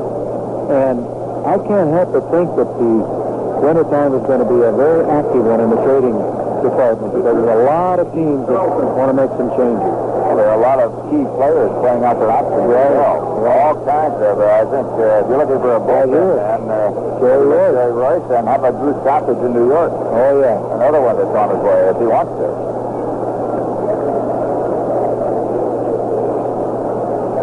All right, we're set to go. Now Carlin steps in. The first pitch, he tried to lay down a bunt. Not a bad play. Guerrero way back at third, looking for anything but the bunt. Sheldon knows he's overmatched with Royce and decided, well, maybe I can get a base hit and see what Joe Morgan can do, the man to follow. Right, if he could get it down towards third, he'd have himself a base hit, and the bases would be loaded. He's going to try it again. Right, two. No balls, 2 strikes. At second base, Gary Maddox. At first base, Ivan Jesus. Steve Sheldon struck out, line to center field. Not hard, sort of a soft line drive. 1-0 Philadelphia. Top of the 7th inning. Royce and Carlton. What a battle. Here's the pitch on the way to Carlton. A wild pitch gets away from Yeager. The runners go up 90 feet. Over to third is Maddox, and down to second base, Jesus. Down is the ball and 2 strikes. That was not a difficult wild pitch to absorb if you're a pitcher. Another one, though, would be very tough to absorb. 1-0 Philadelphia. The home run by Mike Schmidt in the first inning, the only score in the game.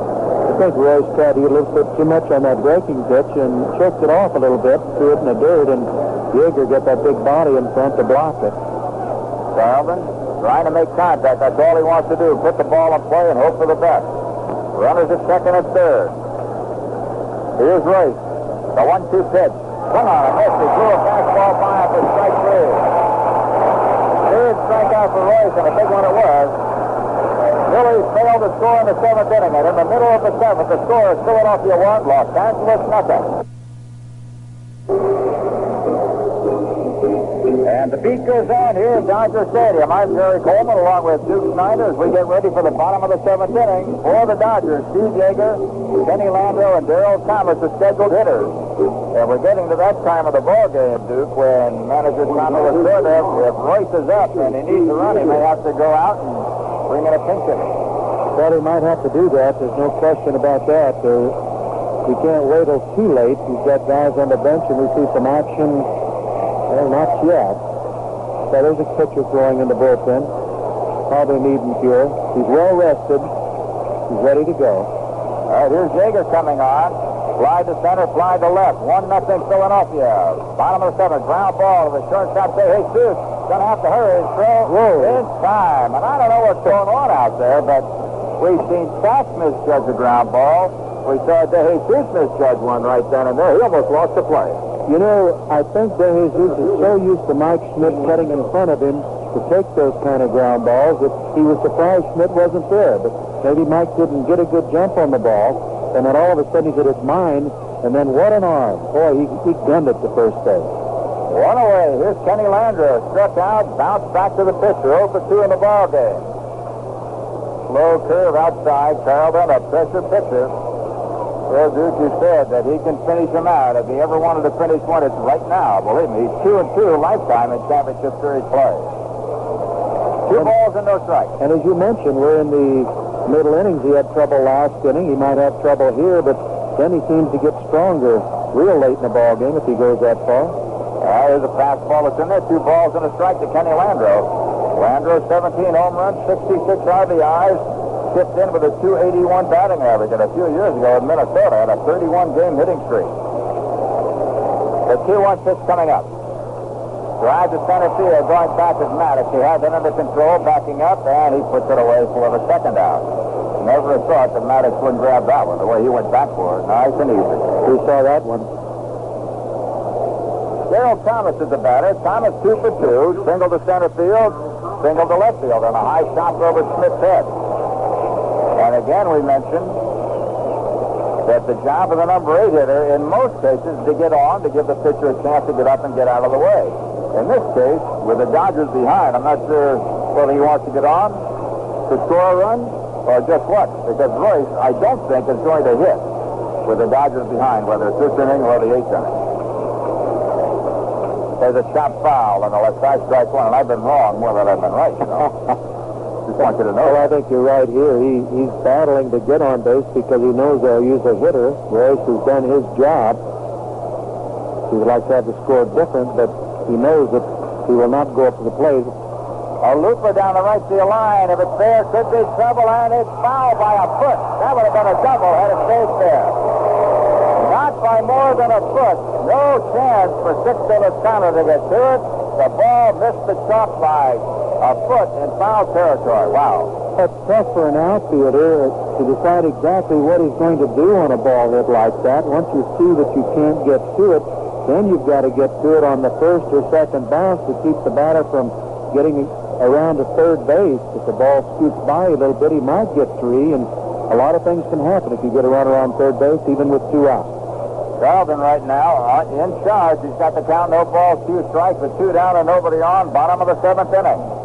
Tomorrow night, it'll be John Denny and Fernando Valenzuela. Game time, 8:15 Eastern time, right here from Los Angeles' Dodger Stadium. Thomas, switch hitter, batting right-handed, chokes up maybe an inch and a half. Gloves on both hands, waiting, holds the bat high, the 2-strike pitch. Inside, just did miss. Carlton went for the kill and missed by a half inch. Very close. 1 ball, 2 strikes, 2 down. 1-0 Philadelphia. They have 4 hits, the Dodgers 5. Here's Carlton again, the 1-2 delivery. Fastball got him that time. That one hit the inside corner, and Thomas walked away. For the Dodgers, 3 up and 3 down on the bottom of the 7th inning. At the end of 7, the score, Philadelphia 1, Los Angeles 0. From Dodger Stadium in Los Angeles, we sail into the 8th inning. Philadelphia will send up Joe Morgan, Pete Rose, and Mike Smith. It gives us a chance to remind you that you can hear game number 1 of the American League Championship Series between Baltimore and Chicago. Tomorrow it begins at 2:15 p.m. Eastern Time. Ernie Harwell and Kurt Gowdy will bring you all the action over most of these stations beginning at 2:55 p.m. Eastern Time. So join us, and then tomorrow night it'll be right here back at Dodger Stadium, 8:15 p.m. Eastern Time. John Denny and Fernando Valenzuela. That could be something. Fernando has not been the pitcher he was a year ago. Well, Fernando seems to, they say he lost 20 pounds, and I know when I lose some weight, it shouldn't very often, but when I do and I go out and play golf, it seems that I get the golf set through a little bit bigger. I'd have to swing around a stomach. And I think that Fernando's had trouble trying to get back into a good rhythm because of the loss of the weight. And he's been wild. He hasn't been getting the control. He hasn't been getting the ball where he wants to as much. Is that a pretty good analysis? As far as I don't play golf, but if you say so, it's okay with me. Are you a right-handed golfer? Right-handed. Right-handed. You and Yogi. I switched from left to right. Yeah. Okay. A little chop swing, you know. Joe Morgan just fouled one on the right side for strike 1, so we're ready to go now. As Royce goes after Morgan, who's bounced to second twice and the first one. Morgan hits one to left field in the air. Dusty Baker drifting back. Waiting for it, has it, 1 away. Gordon didn't get much on that ball. Hit it the other way. One down. First baseman, Pete Rose. Pete Rose, the batter, scratched a single in the 6th inning. Bounced to short and flied to right field. 1 for 3. Rose with no home runs, 45 RBIs. I don't know whether this is it for Peter Rose, who may be the best ambassador baseball has ever had, ever.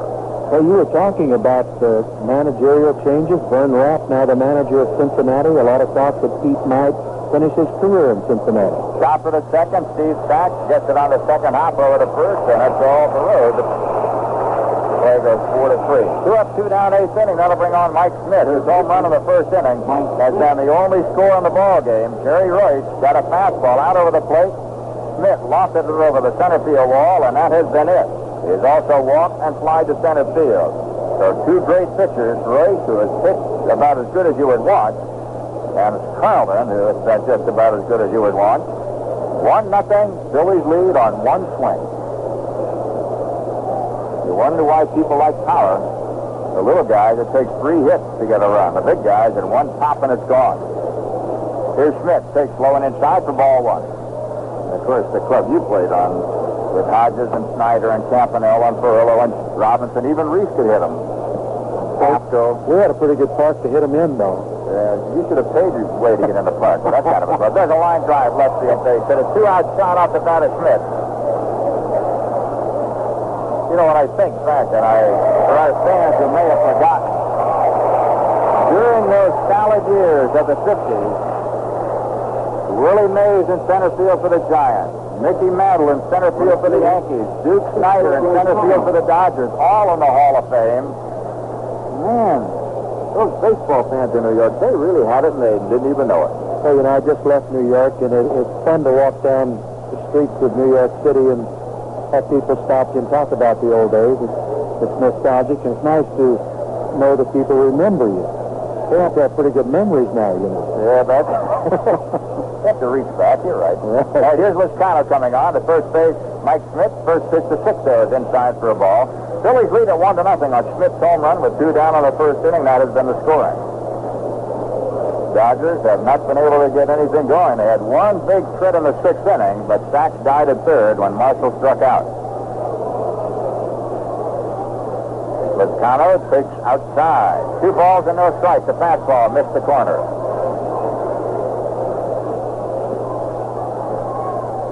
Outfield kind of bunches in the middle and takes away the alley from Liscano. They give him the line in right, the line in left. A little bit of a gap in left center, but not much. Liscano waiting. Holds the bat straight up and down. Pitch on the way to 6-0, and he checks the swing and takes the strike. 2-1. You saw Liscano with the Padres, Jerry. Was that about how you would defend him? Pretty much. He could hit the ball to right center pretty good. And he's a straightaway hitter, not a full hitter, and they do bunch him up the middle. Of course, players are charted so much now, you can't fool anybody. They know what you do when you hiccup when you swing. Here's a 2-1 pitch on the way, and it's outside the Liscano, 3-1. Years ago, you went by your instinct, and what you thought was right. Now, they give it to you in black and white. And it shows exactly where a man hits the ball against right-handers, left-handers, curveballs, fastballs. The defense has gotten very tough in the major league.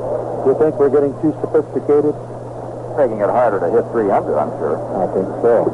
That's the turf helps, though. It does that. Liscano waiting. Pitch on the way to 6-0. Checks the swing. Ball 4. Down to first base he goes, and Mike Smith to second. So with 2 down, a single by Smith. A walk to Liscano. Gary Matthews has been held hitless so far. Steps up to home plate. Dangerous hitter. Flying to center, line to second, and bounced out to 3rd. And this is the guy, for whatever reason, seems to come up with a hit when you least want it if you're the other side. He has a good knowledge of when to hit it and how to hit it. He has a flair, too, that when he gets a base hit, he flips his helmet off at the home plate area and points to where the ball is going. Matthews has lost a lot of weight this year, about 10, 12 pounds. Hits one right back to Royce with a curveball, handcuffs them over to first base. That's all for the Phillies in the 8th inning. The play goes 1-3. In the middle of the 8th, the Phillies still lead the Los Angeles Dodgers 1-0. We're back at Dodger Stadium, bottom of the 8th inning. Jerry Royce is being listed for pinch hitter Sandy Maldonado as a pinch hitter. Maldonado, 2 for 9, a home run and 3 RBIs. Right-hand batter going up against the left-hander Steve Carlton. Maldonado on the year batted only 194, but played very sparingly and spent some time in the minor league. So Maldonado coming on from the right side. Carlton's first pitch, swung on a miss for a strike. Well, Maldonado was 0 for 1 against the Phillies as a pinch hitter, so that doesn't tell you very much either. Well, he was up early, then they sent him back again, and he came on late in the year. He had a good spring training, and he's got good minor league stats, but has not done much in the big league. Here's the one-strike pitch to Maldonado. Sandy Maldonado coming on as a pinch hitter. You can bet his knees might be knocking right now. This is the first change in the ball game. Sandy out of Puerto Rico. Hits one foul back on the right side. A ball and 2 strikes. At Albuquerque a year ago, he hit 301. The year before that, 335. He's made a lot of time in at Albuquerque and trying to crack the Dodger ball. So a pretty tough job. 1 ball, 2 strikes. 1-0. Phillies lead. Last of the 8th inning. Maldonado waits. Here's the pitch by Carlton. A near wild pitch way outside. 2-2. It's unusual that Carlton would miss that badly on that kind of a pitch. That was outside about 2 feet.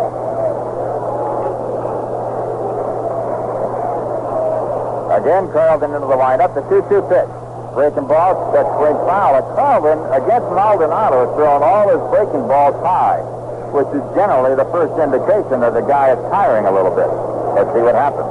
Well, if he is, they've got Holland warming up in the bullpen and Willie Hernandez both left-handed.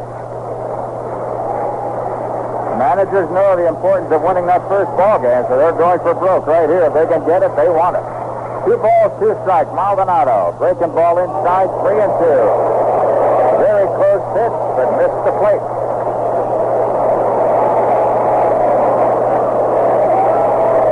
Carlton again checks his catcher, Bo Diaz. The infield to the left side, outfield the same. Here's a 3-2 delivery. Breaking ball hit high. Shallow right field, coming off fast. Sixto Lozano under it. He's got it. So Maldonado goes down as Lozano camps under it. 1 away, and now here's Steve Sachs, who's given Carlton fits tonight. He's got a couple of base hits. He was picked off in the first inning, then he was out on a great play by Mike Schmidt in the third. Single to center, ended up at third base after being sacrificed to second, and then after Guerrero walked, a wild pitch advanced them both, but then Marshall struck out, and that was the only real threat the Dodgers have had all night. Sachs will try to get it going right here with 1 away. Carlton taking a little more time than usual into the windup. The pitch to Sachs. Hit the right field. It'll slice foul and into the seats out of play. Lozano, I think, playing over there was way off into the right field area. Had the ball been fair or in playable territory, he might have caught it. Phillies 1 run, 5 hits, no errors. The Dodgers no runs, 5 hits, and no errors. Sachs and Smith, the only 2 players to get a couple of hits in the ball game. Smith a home run on a single, Sachs a couple of singles. Here's Carlton's pitch, the 1-strike delivery, foul back, strike 2, and Steve went after him with good stuff. The National League Championship Series, the winner of the West, the Dodgers, against the winners of the East, the Phillies. First game on tap, 1-0 Philadelphia, last of the 8th inning. The 2-strike pitch to Sachs, base hit left side. Carlton hung a curveball that Sachs laid into it. He didn't get it far enough inside. So Sachs now, with his 3rd hit on at first, that'll bring up Bill Russell. Russell struck out, singled to right field, laid down a sacrifice bunt. Boy, Sachs waited on the breaking pitch exceptionally well that time, and then was quick with his hands and hit a hard shot between short and third. Remember, he can run. Sachs at first base, pretty good lead. Carlton will check him out. Bill Russell, a good hit and run man. He can handle it down with anybody. Infield tight, double play depth. Morgan close to second. The shortstop there, Jesus, very close. And Joe Morgan has to play very shallow because he doesn't run as well. That leaves a big hole between Rose and Morgan with a runner at first. Here's the pitch to Russell. High pop up in the infield. The catcher, Rose is under it and grabs it. It was a fair ball. So Pete Rose stayed with it and got it. It's really quite a show Rose puts on when he catches a pop fly.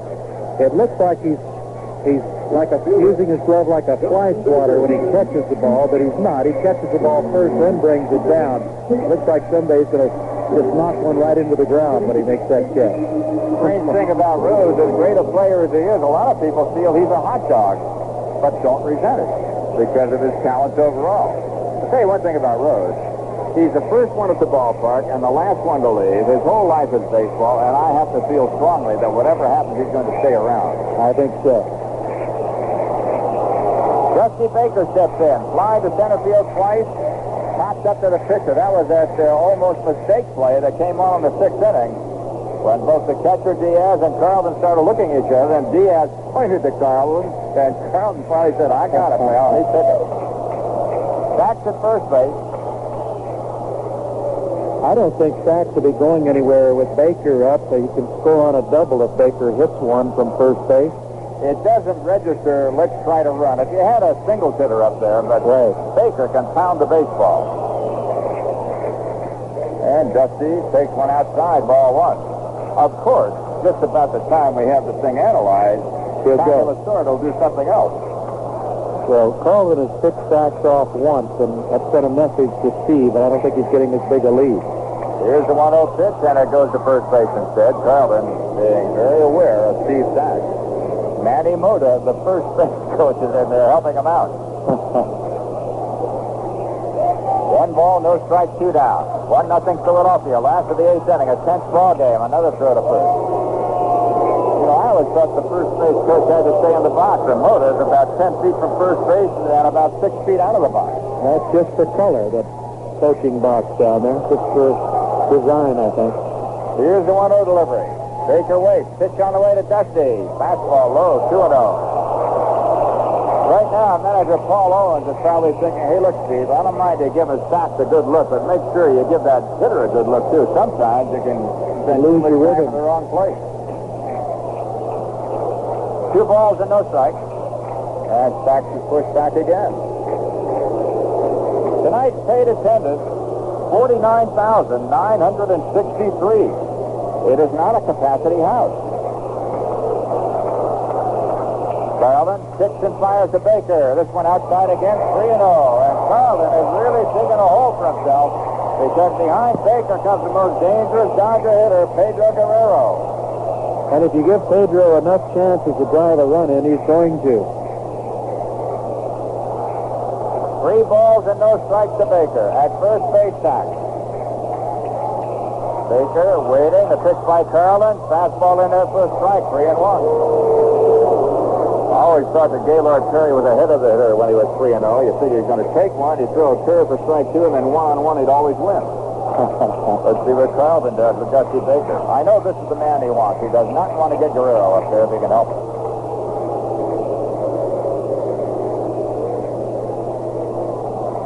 Carlton has thrown over to first base, I would say, an even dozen times, at least an even dozen. Here's Baker waiting. There goes Sachs. The ball is hit to left field foul. So in a 3-1 count, Lasorda cranked up his runner, figuring it's going to be ball 4 or something's going to happen, and now Sachs will go back. It's interesting to watch Sachs through this series because it looked like he was leaning a little bit more towards second then, and sort of letting you know he was going to go. Completely different lead than he had before.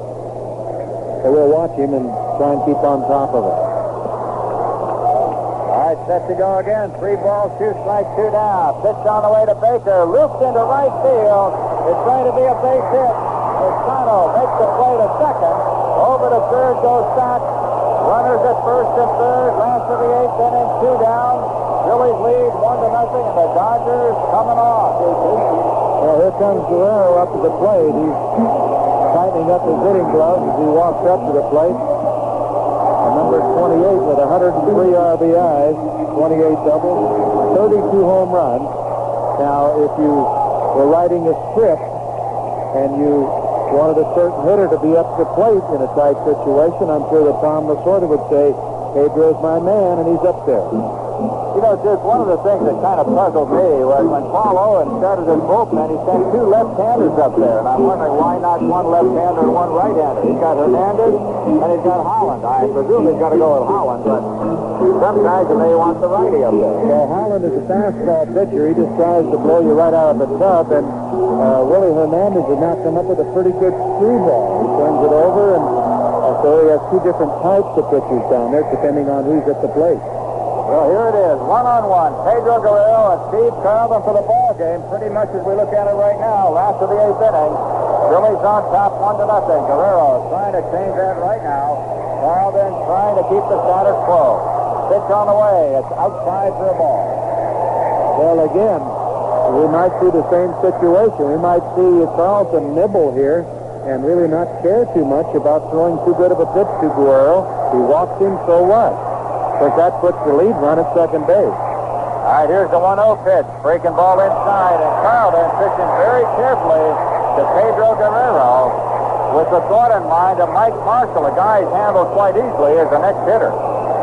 Although the bases are loaded and the go-ahead run moves to second. The 2-0 pitch.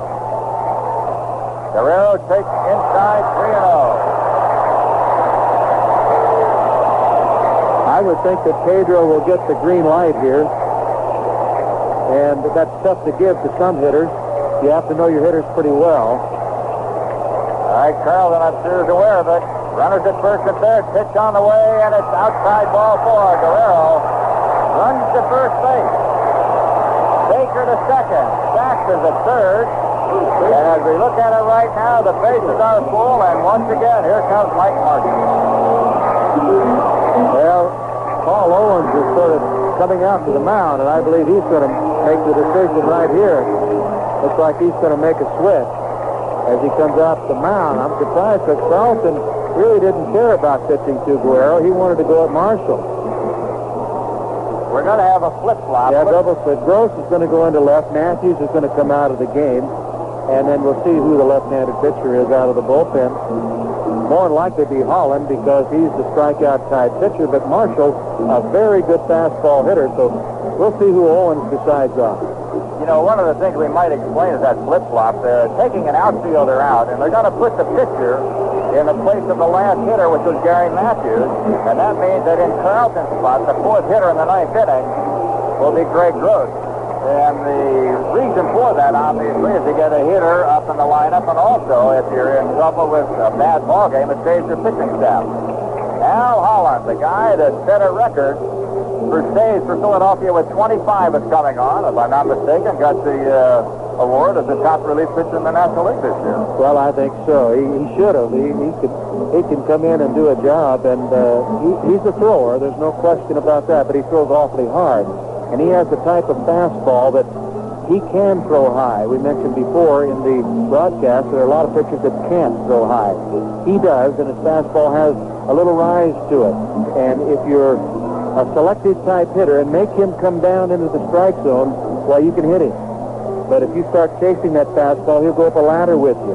You'll pitch the next one a little higher, the next one a little higher, and get you to chasing the pitch. So the thing you have to do if you're Marshall is be ready for the heat, because you're going to get it, and be selective. Don't chase just any pitch that's thrown in there. Another thing, I'm sure Paul Owens said to Al Holland, said, look, I don't care what you do, but don't walk them. Yeah, right. There's no place to go. The bases are loaded. Steve Carlton went 7 2/3 innings. He gave up 7 base hits and no runs. It could be hung with 3 if all the runners score out there. Carlton walked a couple, and he struck out 6. Jerry Royce on the other side of the ledger went 8 innings. He gave up 5 hits, 1 run. That was a home run to Mike Schmidt on the only run of the ball game thus far. Walked 3, and he struck out 3. So the Texan here, even though it's a 1-0 ball game, has been at fever pitch from about the 6th inning on. Things have been happening. Al Holland traded over from San Francisco for Mike Krukow, who was the key man on the trade that went over to the Giants and was a starting pitcher. The Giants gave up one of their relief pitchers. They had Gary Lavelle, Greg Minton, and then Al Holland. They had too many of them out there. So Holland went on to Philadelphia, where he performed in a sensational manner. Al Holland, the man, on the mound to try to hold it for Philadelphia. Holland taking his warm-up tosses just to check out what he did this year. Holland came in with a record of 8-4, an earned run average of 2.26, 25 saves, and appeared in 68 games. And that's a lot. Let's pause 10 seconds for stations to identify themselves on the CBS radio network.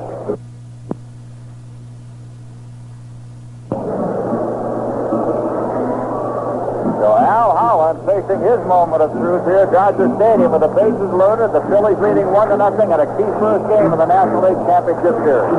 Well, Jerry, Al Holland was in 4 games against the Dodgers this season, and he had 1 save in 7 innings of work. He gave up 4 hits, 3 runs, 1 home run. He walked 1, struck out 8. So that's not too bad. His ERA was 3.86. Well, he's a guy who's lost a lot of weight, too, it appears to me. He's trimmed down considerably. He has, and he's not a tall guy. He's short and stocky, and goes very low to the ground. And so I'll tell you, he's got it all together. When he's got it all together, he's tough to hit. Dodgers have the bases loaded with 2 out. Mike Marshall, the hitter. Philadelphia leading it 1-0 on Mike Smith's first inning home run. Holland now going after Marshall. 1-on-1, no place for Marshall to go. Holland knows that he's got to get him out, and Marshall knows he's got to get the base hit to possibly win the ball game right here. Head-to-head confrontation. Holland taking a lot of time, as most relief pitchers do, to get those hitters a little bit anxious. Holland is ready. Marshall waits. Here's the pitch on the way. Fastball, low for ball 1. Another thing to think about, Al Holland has not been through any of this. This is his first time in the pressure cooker. I understand. That went through my mind immediately. That was not a good pitch. That was off the plate. He took that pitch quite a bit. Here's the 1-0 delivery coming up. A little better that time. That was by Marshall for a up and in. Good fastball. Hey, you have to understand what it's like that first time out there. It is a very traumatic situation, especially with Holland. The game on the line. Bases loaded, 2 out. And now the count goes to 1 ball, 1 strike on Mike Marshall, who's 0 for 3 thus far. Holland's ready. The kick and a pitch on the way. Fastball fouled away. That goes on the right side over the Philly dugout. A very tense moment here at Dodger Stadium. Dodgers can win it or lose it right in this spot. Well, you can imagine what the hitter's going through now with a count 1 and 2. He's got to protect the plate, not take anything close, and facing an over 90-mile-an-hour fastball. Sachs at third, Baker at second, Guerrero at first. Fine run at third, go-ahead run at second. Bottom of the 8th inning, 2 out. Mike Marshall, the youngster, in his first full year in the big league, has a count of 1 ball and 2 strikes. Al Holland is at the set. Here's the pitch on the way. Fastball, loop to right field. That may drop. Outfielder's Lozano. No, he's got it. Sixto Lozano playing in a perfect spot for Marshall. Raced toward the line, hauled it in, and saved the day for the Phillies. What a play by Sixto, and what a spot to station himself. At the end of 8 innings, the score, the Phillies won, the Dodgers nothing. What goes into a good car insurance value? At State Farm, it starts with a good price. Then there's the reliable protection you'd expect from a leader. And best of all, there's the outstanding one-to-one service you get from your State Farm agent. State Farm's low price, State Farm protection, and your State Farm agent's good neighbor service. It all adds up to a great car insurance value. Check your yellow pages. I'm like a good neighbor, State Farm is there. Cause of the difference, the set yourself free. Pick up your life in a new DMC. Go day and night, find me all you can be. Pick up your life in a new DMC.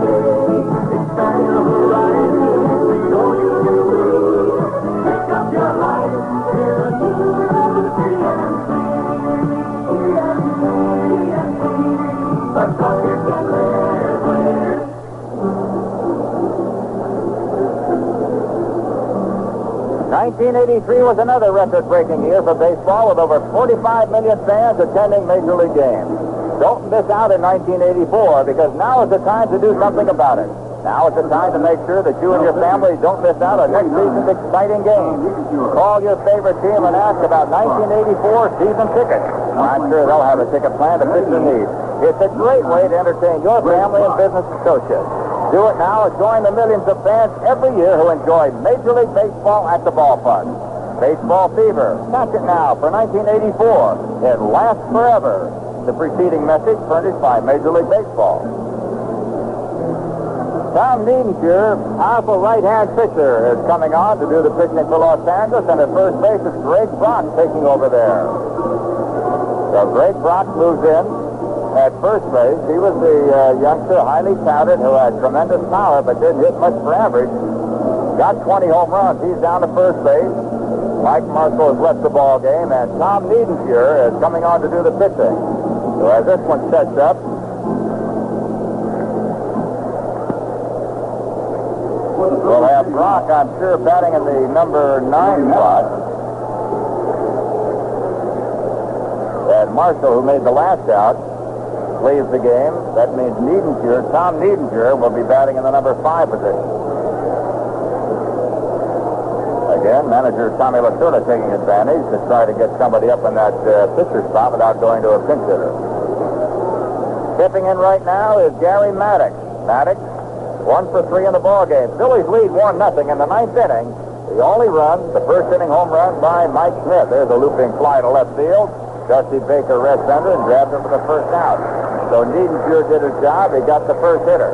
Tom Niedenfuhr this year with a record of 8-3, ERA a sensational 1.90, 66 games and 11 saves. He's done quite a job picking up the slack for Steve Howe. The one flaw for the Dodgers right now could be their bullpen, but in a short 5-game series, that's not as dangerous as it is with a 7-game series. So Diaz, the batter, takes low and inside for a ball.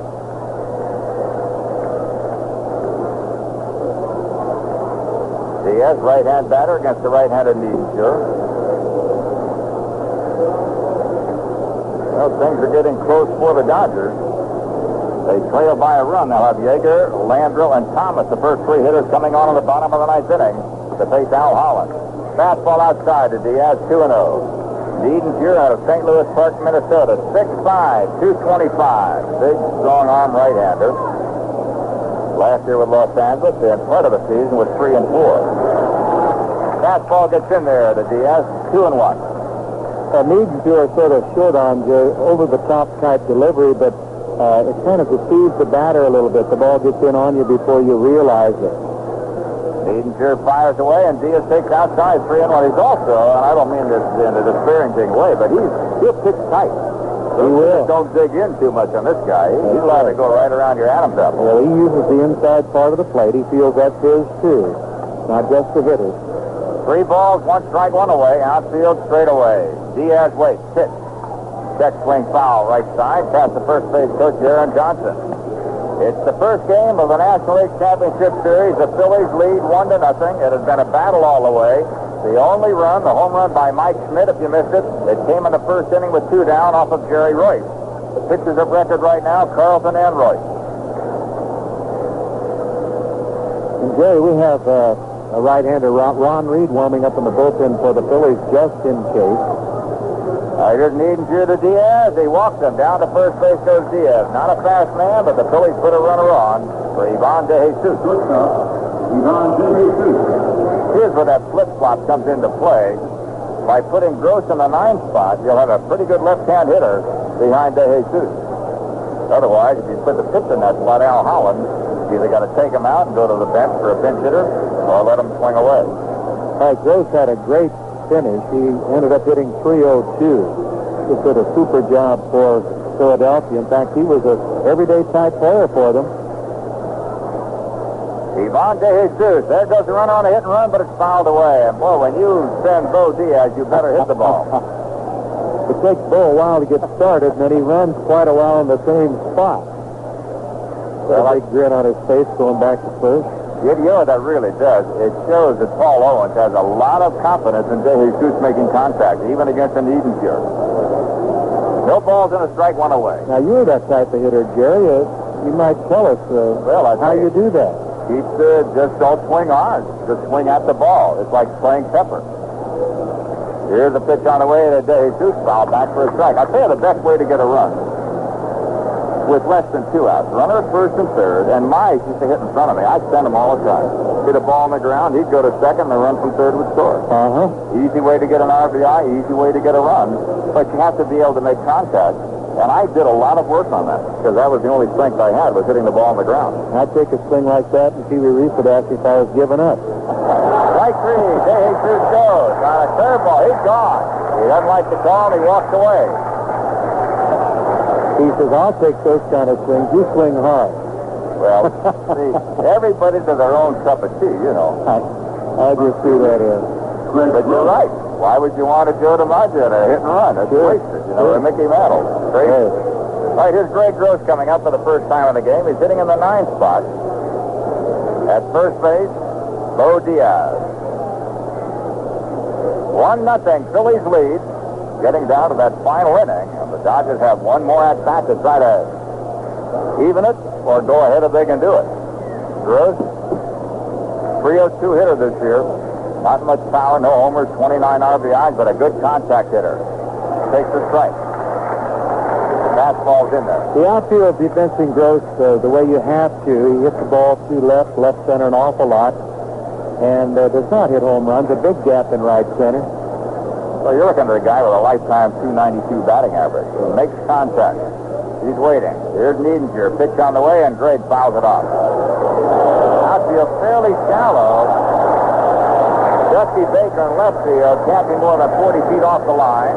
The center fielder, Kenny Landreau, into left center. Big hole in right center and down the right field line where Darryl Thomas has moved over. So everybody goes the other way, the infield and the outfield. At first base, Bo Diaz, 2 down. Top of the ninth, 1-0 Philadelphia. Gross doing the hitting. The pitch to Gray. Up the middle, off of Niedinger, flicks out to Russell. Bare hands at the first in time. Good play by Russell on a 1-6-3 assist. That's all for Philadelphia. We go down to that fateful bottom of the 9th inning. And after 8.5 innings of play, it's the Phillies 1, the Dodgers 0. I've always been fascinated by electronics. Started when I built a radio control airplane. That's the old drawing board. I matured with a great stereo system. Harvey, turn it down. Now I'm into computers. I've got one at home and in my car, a Buick Century. It's loaded with electronics, but it is a Buick, so it has an impressive amount of software, too. I mean the plush seats, of course. And just listen to this area. Harvey!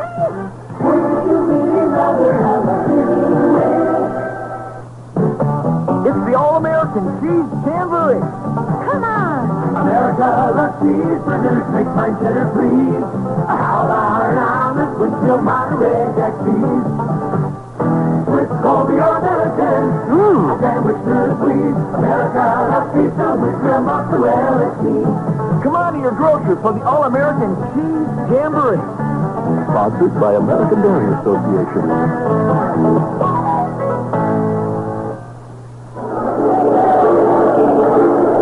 The moment of truth for the Los Angeles Dodgers in the bottom of the 9th inning. They're trailing Philadelphia 1-0. And for Al Holland, who came on to bail out Steve Carlson in the 8th inning, he'll face Yeager, Landreau, and Thomas, the scheduled hitters. Steve Yeager, pretty good punch, and he loves the fastball. He lights it up. Philadelphia got their run on the first inning when Mike Smith, with 2 down, hit one over the center field wall. They threatened a couple of times after that, but no cigar. Dodgers had their big threat, once in the 6th and a big one in the 8th inning with the bases loaded. Marshall flied to right field on a looper that Lascano, playing well over toward the line, hauled in just before it dropped. So the Dodgers looking for their first run. It's the Philadelphia Phillies. 1 run on 5 hits. The Dodgers, no runs on 7 hits. This year, the Los Angeles Dodgers led the National League in home runs with 146 to the Phillies 125. But the big blow by Mike Smith has turned the tide at the moment. 1-0 Philadelphia, bottom of the 9th. Here's Yeager coming on. He'll be followed by Landreau and Thomas.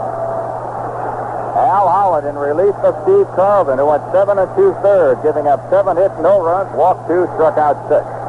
Jerry Royce pitched valiantly for the Dodgers, 8 innings, 5 hits, 1 run, 3 walks, and 3 strikeouts. Holland, in the inning that he pitched, got Marshall on the fly to right. Now he's going for a full inning. There's a high fly ball with shortstop there. Jesus going back into shallow center, has it under control, and makes the play for one away. So Yeager didn't get the wood on the ball, just looped it into shallow center field. De Jesus hauls it in, one down. And now Kenny Landreau is giving ground for Jose Morales, one of the best pinch hitters in all of baseball. It was Morales, when he was with Montreal, set a new single-season record of 25, I believe, Duke, and I think you were up there at that time. I was there, and it was, well, you have to do that with a bad team, really, a team that loses a lot of games in order to use a pinch hitter that much. But Morales got some 80 to 90 at-bats that year, got 25 pinch hit base hits for Montreal. So Jose Morales is coming on, and the man who has the all-time Major League record is standing at first base, Manny Mota, with 150 pinch hits. That's an all-time record. Morales is up there about 127, somewhere there. Jose, 15 hits and 53 trips, 3 home runs, a .283 batting average. Morales this year, the pinch hitter, is 12 for 40. And he got the 3 home runs and the 8 RBIs as a pinch hitter. From the right side, open stance. Here's Holland's first pitch. Popped up. Could be a play for Rose over by the railing. It's going to be tight. He's there and at it and makes the play. So Pete Rose grabs it. 2 down.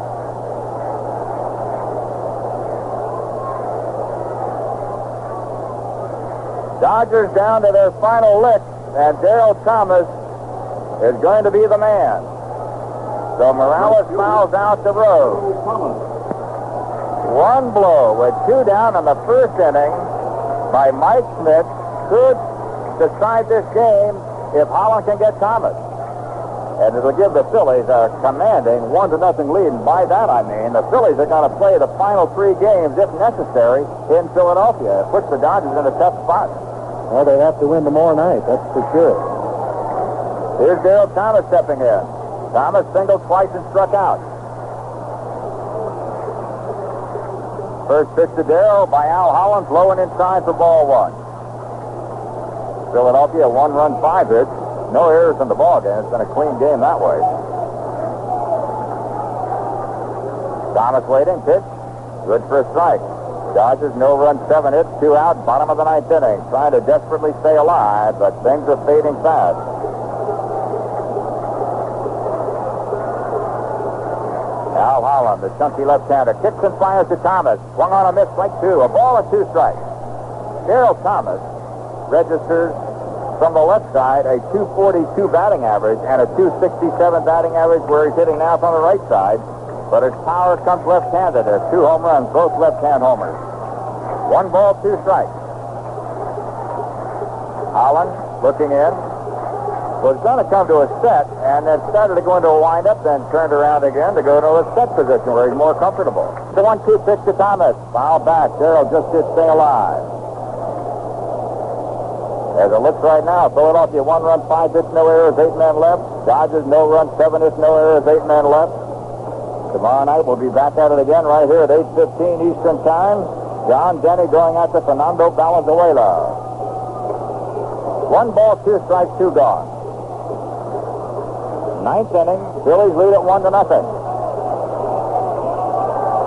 Darryl Thomas behind in the count. Outfield to the right side, infield back straight away.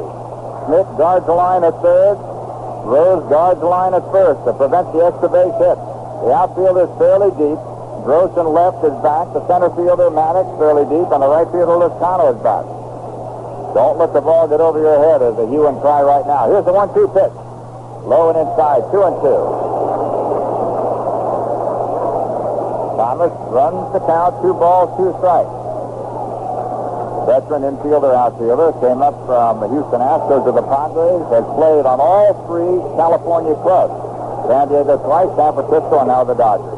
Thomas shots one to third. Schmidt, blocked by it, up with it, can't handle it. They should charge an error to Mike Schmidt, and that will keep the Dodgers alive, and they do. An error, a 2-out error for Schmidt, who got in between Hopkins, couldn't handle it, knocked it down. Thomas safe at first.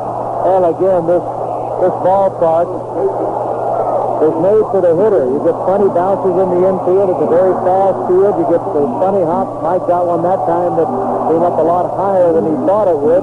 He got it off the chest, kept it in front of him, but couldn't find a handle to throw Thomas out. So we're going to see Greg Brock, a left-handed batter, facing the left-handed pitcher, Al Holland. Greg Brock, a young man who took over at first base for Steve Garvey, but then lost his job on an interim basis to Mike Marshall on a platoon situation, has tremendous power. Hit 224 this year, 20 home runs, 66 RBIs. He's the kind of a guy, if you make a mistake, he can burn you, and badly. And the fans here coming to life once again.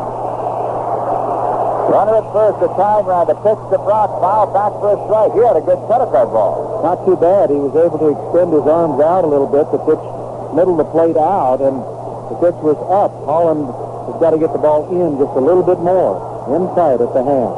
Dodgers made a big gamble this year when they let Say go and they let Garvey go and went with Guerrero at third and Brock at first. They won it, so it paid off. Here's the pitch to Brock. In there, strike two, fastball. And I'll say one thing about Holland. He isn't pushing that ball up there. It's everything he's got is on that one. Yeah, he kept it away again that time, a fastball. He hit the outside part of the plate with it. If he does that again, my Brock's going to have to go the other way with the pitch, not try and pull it. Brock, dangerous man. No question about it. Tremendous strength. Thomas at first, short lead. Here's Holland. The pitch on the way. There goes Thomas. The ball is taken outside, and Thomas steals second. Unimpeded. No throw at all. Darryl Thomas is trying to run to second base. I don't know what happened there, except Diaz just didn't try for it. Diaz held the ball. He thought it was strike three. He just held the ball there and threw. And Thomas went in, no throw. Well, I can understand 3 runs ahead, but 1 run, that's the tying run. He just let him run to second base. Now a base hit in time. All right, Brock waiting. The fans going crazy here. And time is called. Greg Brock. A chance to really blow this ballpark apart. Here's Holland, the 1-2 pitch to Brock. On the ground to the shortstop, DeJesus up with it. The throw to first is in time, and the ball game is over. And you talk about somebody hugging a baseball. DeJesus grabbed it, squeezed it, and threw it deliberately to Rose. They end the ball game. The play goes 6-3. The Dodgers, no runs, no hits, 1 error, 1 man left. And the final score in the first game of the National League Championship Series, Philadelphia 1, Los Angeles nothing. When you're out in the country or down in the town, there's a new way of living, and it's getting around.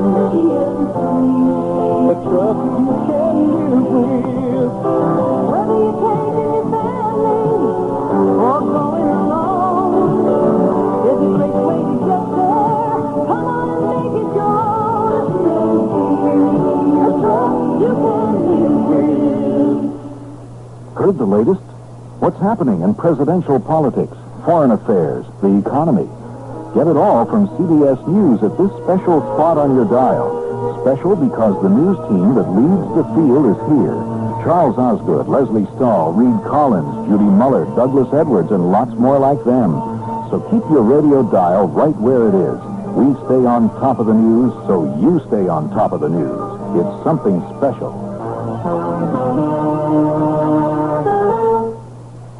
It's a hit, the 1983 World Series coming up. I'm Jack Buck, CBS Radio Sports. Sparky Anderson and I bring you all the play-by-play in color of the series. Win Elliott will be along at the top and bottom of each contest with insights and highlights. Listen for the 1983 World Series beginning Tuesday, October 11th at 8:10 p.m. Eastern, 7:10 Central, 5:10 Pacific Time. On most of these CBS Radio Network stations, it's something special. A dramatic ball game here at Dodger Stadium, the first game of the championship series. Went to the Philadelphia Phillies on the home run by Mike Schmidt. It came in the first inning with 2 down. There were several splits after that. but no cigar for the Dodgers. And in championship series play, Jerry Royce now is 0-5. Steve Carlton 3-2, and Duke Snyder. A 1-0 game, can you say how exciting can it be? But this one was exciting. Several chances for the Dodgers. They just couldn't get that run across the plate. Well, when you leave 8 runners on the Phillies and the Dodgers leave 9 on, where there are going to be opportunities to drive in the run, you had your best hitter up there, but several times Carlton would not pitch to Guerrero. In the situation, he managed to get out of those jams, and Holland came in to do a very good job.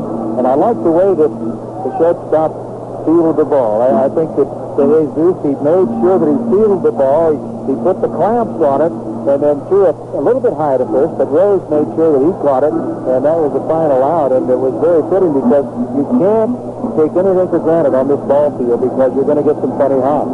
Well, I noticed there, Jesus, myself, I said, that's the ball that will not get through him. He may miss it, but it won't get through him, and he really cradled it. No baby was ever more protected than their mother's arm than that ball was in Jesus' glove. And as you mentioned, he lobbed the ball to Rose, but it got there in time. I think, too, you've got to give credit to both pitchers. Steve Carlton and Jerry Royce both pitched out of jams, and finally Carlton got jammed up with the bases loaded. And Al Holland, his first time ever in championship play, came on and got the man he had to get, Mike Marshall. For a moment, I thought Marshall might have dropped one down the right field line, but the ball had enough carry on it for Lestano to get over there. And give Cisco credit, he was playing him just right. Lestano got a good jump on the ball. The ball was slanting away from him a little bit, but he just outran the ball and made maybe a tougher catch look rather easy. Okay, well, we'll continue with this in just a moment. Let's pause 10 seconds for the stations to identify themselves on the CBS Radio Network. CBS Radio for Sioux Falls and Sioux City. WNAX, Yankton. The first game of the National League Championship Series of history, and our score over to Duke Snyder, who'll bring you up to date on all that happened and a wrap-up of today's game. Duke? Okay, Jerry, the Phillies 1 run, 5 hits, 1 error, and 8 left on. The Dodgers no run, 7 hits, no errors, and 9 left on. Carlton, the winner, Royce, the loser, 49,963 to see the ball game. Al Holland got a save. He had 25 saves in regular season play. Al Holland doing an outstanding job coming in out of the bullpen. And we're going to give you a few highlights of this ball game. Of course, the big highlight in the ball game happened in the first inning. Mike Schmidt came to the plate. Mike, of course, with 40 home runs on the season, 109 RBIs. He carried the Phillies in the last 6-7 weeks of the season. He got red hot, and he was facing a Jerry Royce. This is the first inning at bat for Mike Schmidt. Straight away center, has distance, to the wall, at the wall, it's going, it's a 1-0 Philadelphia lead. How do you like that? Well, how did anybody know that was going to be the only run in this ball game? And, of course, it's a game-winning RBI, and Jerry and I discussing the game-winning RBI stat and not liking it too well, but when the final score is 1-0, why, it's a legitimate stat, a game-winning RBI when the score is 1-0. Now, the Dodgers had a threat going. It happened in the 6th inning. Steve Sachs was on first base. He was sacrificed to second. And a wild pitch by Steve Carlson in the bottom of the 6th. Sachs goes to third and had ideas of scoring on the play. Big strong a wild pitch gets away from Diaz. Sachs makes it. Oh, it goes back. Sachs almost went all the way when Diaz couldn't find the ball momentarily. So the wild pitch gets back to the third. The Dodgers have the time run 90 feet away. And we'll have more of the wrap-up, but right now let's pause for this word. Introducing the longest factory rust-through protection truck warranty in America. 5 years or 100,000 miles. For 5 years or 100,000 miles, whichever comes first. With a limited warranty protecting your 84 full-size Dodge pickup or Ram Charger against outer body rust-through at no extra cost. Only Dodge gives you this much protection. See your dealer for details.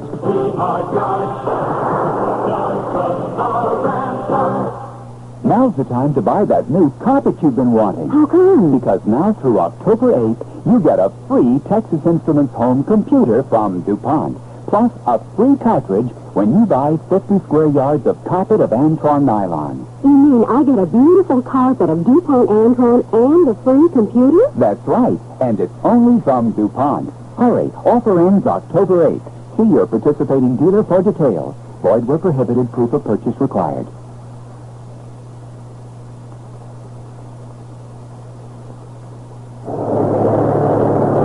This is Duke Snyder along with Jerry Coleman for a wrap-up of today's game. The Phillies beating the Dodgers 1-0, and the Dodgers had something going in the 8th inning. Steve Sachs was on first base. Dusty Baker singled to right field in the bottom of the 8th inning, and Dusty Baker, of course, with extra base hit potential, but this time only getting a single, so we'll give you a little recap of that. All right, set to go again. 3 balls, 2 strikes, 2 down. Pitch on the way to Baker. Looped into right field. It's going to be a base hit. Lozano makes the play to second. Over to third goes Sachs. Runners at first and third. Last of the 8th inning, 2 down. Phillies lead 1-0, and the Dodgers coming on. So the inning was not over yet. Pedro Guerrero was the batter. Steve Carlson still on the mound, and Carlson walked Guerrero to fill the bases. And Al Holland was brought in to pitch. Holland, with 25 saves on the season, was brought in to pitch to Mike Marshall. Mike Marshall, of course, a long ball threat, a guy that can break up a ball game at any time. And with the bases loaded, Marshall is facing Al Holland with the bases loaded. Al Holland is at the set. Here's the pitch on the way. Fastball looped to right field. That may drop. That's it as Lozano. No, he's got it. Victor Lozano playing in a perfect spot for Marshall. Raced toward the line, hauled it in, and saved the day for the Phillies. What a play by Lozano, and what a spot to station himself. It was quite a play by Lozano. The ball slicing away from him towards the right field line, and he made a good running catch. And as I mentioned earlier, he made a tough play look rather easy. So Lozano gets a little bit of an award for this game, too. Defense, a big factor. Mike Schmidt making an error on a tough chance at third base, the only error in the ball game. Carlson, the winner over Royce. Now let's pause for this word. It's Yankton College homecoming this Saturday. This is Carl Thorson. Join Jim Stovlik and me for the play-by-play broadcast of the Yankton College Greyhounds.